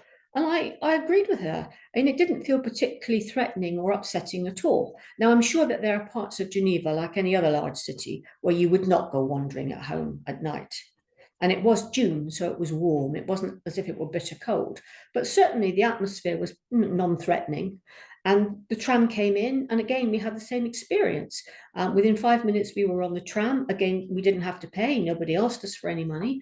And in 5 minutes more, we were getting off quite safely at the hotels. So everything worked. Everything worked. Does it work in this country like that? Does it work in many parts of the world like that? Geneva is a very rich city in a very rich country, I'm sure I've never actually been in the Geneva University Hospital, but I think it's very, very well resourced. Not long ago, I was giving this same, not exactly the same lecture, but one very like it to a class of people. And I asked if anybody knew Geneva, and somebody had grown up there. And they said, well, yes, Geneva is a very special place. So data collected in a hand hygiene study in Geneva are probably not going to be the same as data that are collected everywhere. It's a country where things, it's a rich city in a country where things tend to work. Even when you get off the airport, you can see from the state of the shops that there are some very rich people living there. There is plenty of money to spend on healthcare. So there was quite a lot wrong with this study. So if there was such a lot wrong with it, what was good about this study? Well, there were plenty of things that were very good about it. So we mustn't be too harsh. It wasn't perfectly designed, but it was highly original. It required enormous imagination to do this study. Nobody else had done anything like it ever before in the whole world. It was very skillfully executed because the people who did it persuaded managers and all the healthcare workers, except doctors, that hand hygiene was important at a time 25 years ago when people didn't accord nearly so much importance to hand hygiene as we do now. The study was very, very well written up. It was written up in the Lancet, which doesn't often publish papers about something lowly like hand hygiene. The critique of the method was excellent as well. The people who wrote this study didn't pretend that it was an RCT. They wrote up a section about the study limitations, and they pointed out that it was only done in one hospital, not typical of all hospitals in a country that is very particular. So the study is worth reading alone, just for the honesty and the transparency with which they discuss the flaws in it. They certainly knew that they existed. They never pretended that they didn't. The findings of the study were very, very well disseminated in academic journals and with policymakers. They sparked many, many local national studies and campaigns. The study we looked at this morning in the US by Bischoff was an example of a study that was sparked off by this one. There was an element of luck in it. The World Health Organization, you may well know, does exist in Geneva. That's where its headquarters is. So it's not too difficult to get hold of the right policymakers internationally. And they do come to the big conference that is held every other year there, where a lot of people come from all over the world to talk about infection prevention. So this was a very, very good study. It's cited many, many, many times. It's cited 3,500 times last time I looked on Google Scholar, but it's probably been cited a lot more since. It underpins the World Health Organization guidelines for hand hygiene that were published in 2009, first of all, and have since been updated. And it influenced policy and practice globally. And it was introduced in many countries in England, and in England and Wales, it formed the basis of our Clean Your Hands campaign that we had here for quite some years. So this study was very, very influential. It wasn't particularly methodologically sound, but there was an awful lot that was good about it as well. To get all those points, you would have to read the whole study and you would have to know the whole story. But it does bring across the notion that critiquing a paper isn't just about tearing it to bits, but you can see that it was a before and after study. There was no randomization. It certainly wasn't an RCT, but it has been used very widely to support policy and practice all over the world. So let's look at our final word. What matters when we implement and when we update infection prevention control policy guidelines? We use evidence where it exists. We use common sense where it doesn't exist. And we keep a sense of proportion. Some things are never going to be underpinned by the best evidence, but we still make use of them. Bare below the elbows isn't really supported by any evidence at all, but it makes sense. Hand hygiene isn't supported by the best evidence, but there is some evidence there. And the evidence for the fact that alcohol hand rub does work does come from laboratory studies that were done in Birmingham all those years ago. Feasibility and practicality, including cost, are very, very important. Organizational need is important, and that came out in the group work very, very well indeed. And there is local need within the same organization as well, with people talking about having to adapt things within their own organization because one method doesn't suit all circumstances. So we're drawing to a close now, and people will be tired and they'll be wanting to do their evaluations and to finish for today. So thank you very much for your company when I've been with you these last few days. So now go forwards and prevent and control all the infections that you can. But don't forget the parachute study. Never feel I can't do this, that I haven't got evidence for this, because for many things in infection prevention, the evidence isn't there and it's not going to be there. Using common sense is very, very important. And if you want to point things out to somebody, use the parachute study as your example. Thank you very much indeed. Thank you, Dinah. That's a great presentation as always, and thank you everybody for your participation group work. Yeah, participation and feedback from the group work. That was really, really helpful this morning. That was great. Crystal has popped in the chat the link for the evaluation, so I'd be really grateful if you guys could start doing your evaluations while we just finish off the little bits and pieces that we need to remind you of at this point. Just want to remind you of the key dates. We have checked the date of the formative assignment with Coventry, and it is the 21st of February. Apologies, guys, that is only a week away. I realise that. And apologies that you may have been given the wrong information initially, but it is the 21st. We've confirmed that for you. Tutorial the 11th of March, 11 till 12. Next time we see you will be the 20th and the 21st of March. Bettina, I think you wanted to mention about coaching. Thanks, Chris. Yeah, just a gentle reminder, just to liaise with your coaches. I think Christine and Julia, your coaches, contacted me to say you haven't responded to any of her correspondence. So it might be worth just checking your junk email folders in case her invites have been delivered into there. You're not obliged to receive the coaching if you don't want to participate in that. I would strongly recommend that you do get as much as you can from it. If you would like me to send you your coach's details, let me know and I can send that to you separately. Thanks, Chris. Lovely, thanks, Bettina. And I just want to share with you my screen with details about the preparatory work before the next session that we do. I'm just moving things around. When we come back next time, we're moving into leadership. Okay, I'm just checking that you can see the right screen and you're not seeing my notes pages.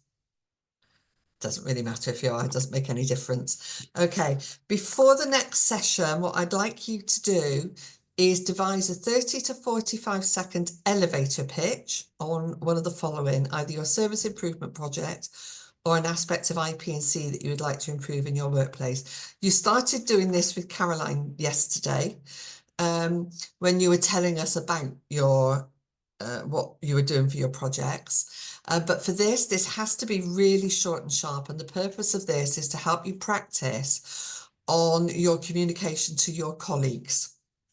In your 30 to 45 seconds, which isn't very long, what you need to be thinking about is saying what you want to improve, why it needs to be improved, how you go about the improvement, and what would it look like once you've done the improvement. And then what help you need from the person or people that you're talking to in order to make the improvement. So imagine you're in an elevator either with your colleagues or you're in an elevator with some of your senior managers or some of your senior leaders. So what help you would want from them. I will also pop this in the discussion group, so you'll have that in there. And then the other thing that I'd like you to do is read the CQC feedback on IP&C practice. It's a PDF document. I will also pop that into the discussion group. It's a real life CQC feedback on a private organisation that had quite a lot of criticism about their IP&C, and I'd like you to come ready to discuss how you might address what they found, your priority areas and what documentation. So it's just really giving you a little bit of thinking before we come along to the next session to think about our implementation of what we've learned here. Okay, so I'm just going to check with you guys if there's anything you wanted. I think we've still got Dinah with us at the moment, or have we lost her?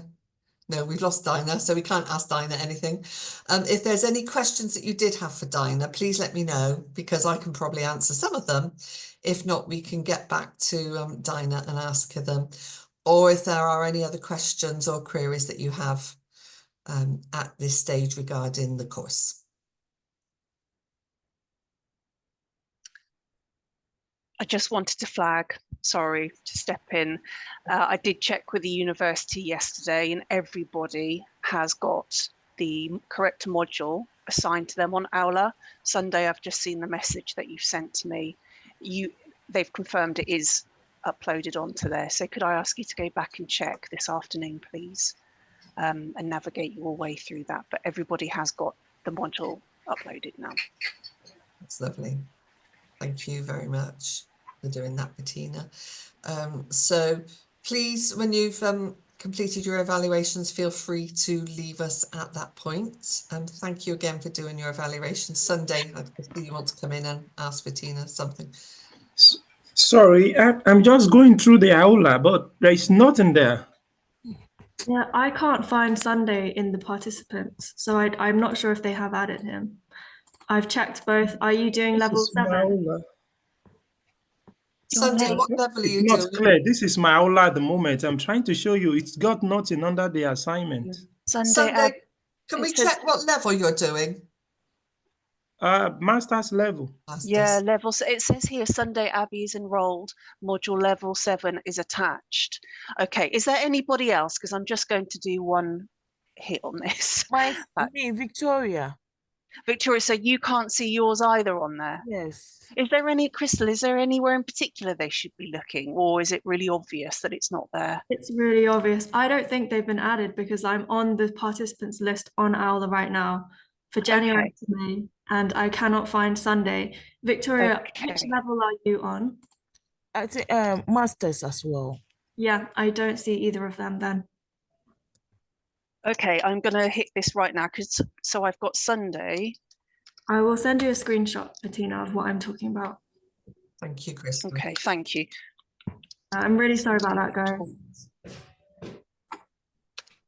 Is there anyone else that just wants to shout off the top of their head? Can you just check for me, please, Kelly France? Are you level? Yeah, I see your name here for level 7. Could you check for me, please, Amy Goodson? Yeah. Yeah, I also see you. And for Sinead Divar. Sinead, yeah, you're on level 7. Thank you. I'll be something with do, and then I'll have to go back and check. I might need to ask me help. That's all right. Thank you. Are any of you guys already logged into Aula? Because Crystal could take you into a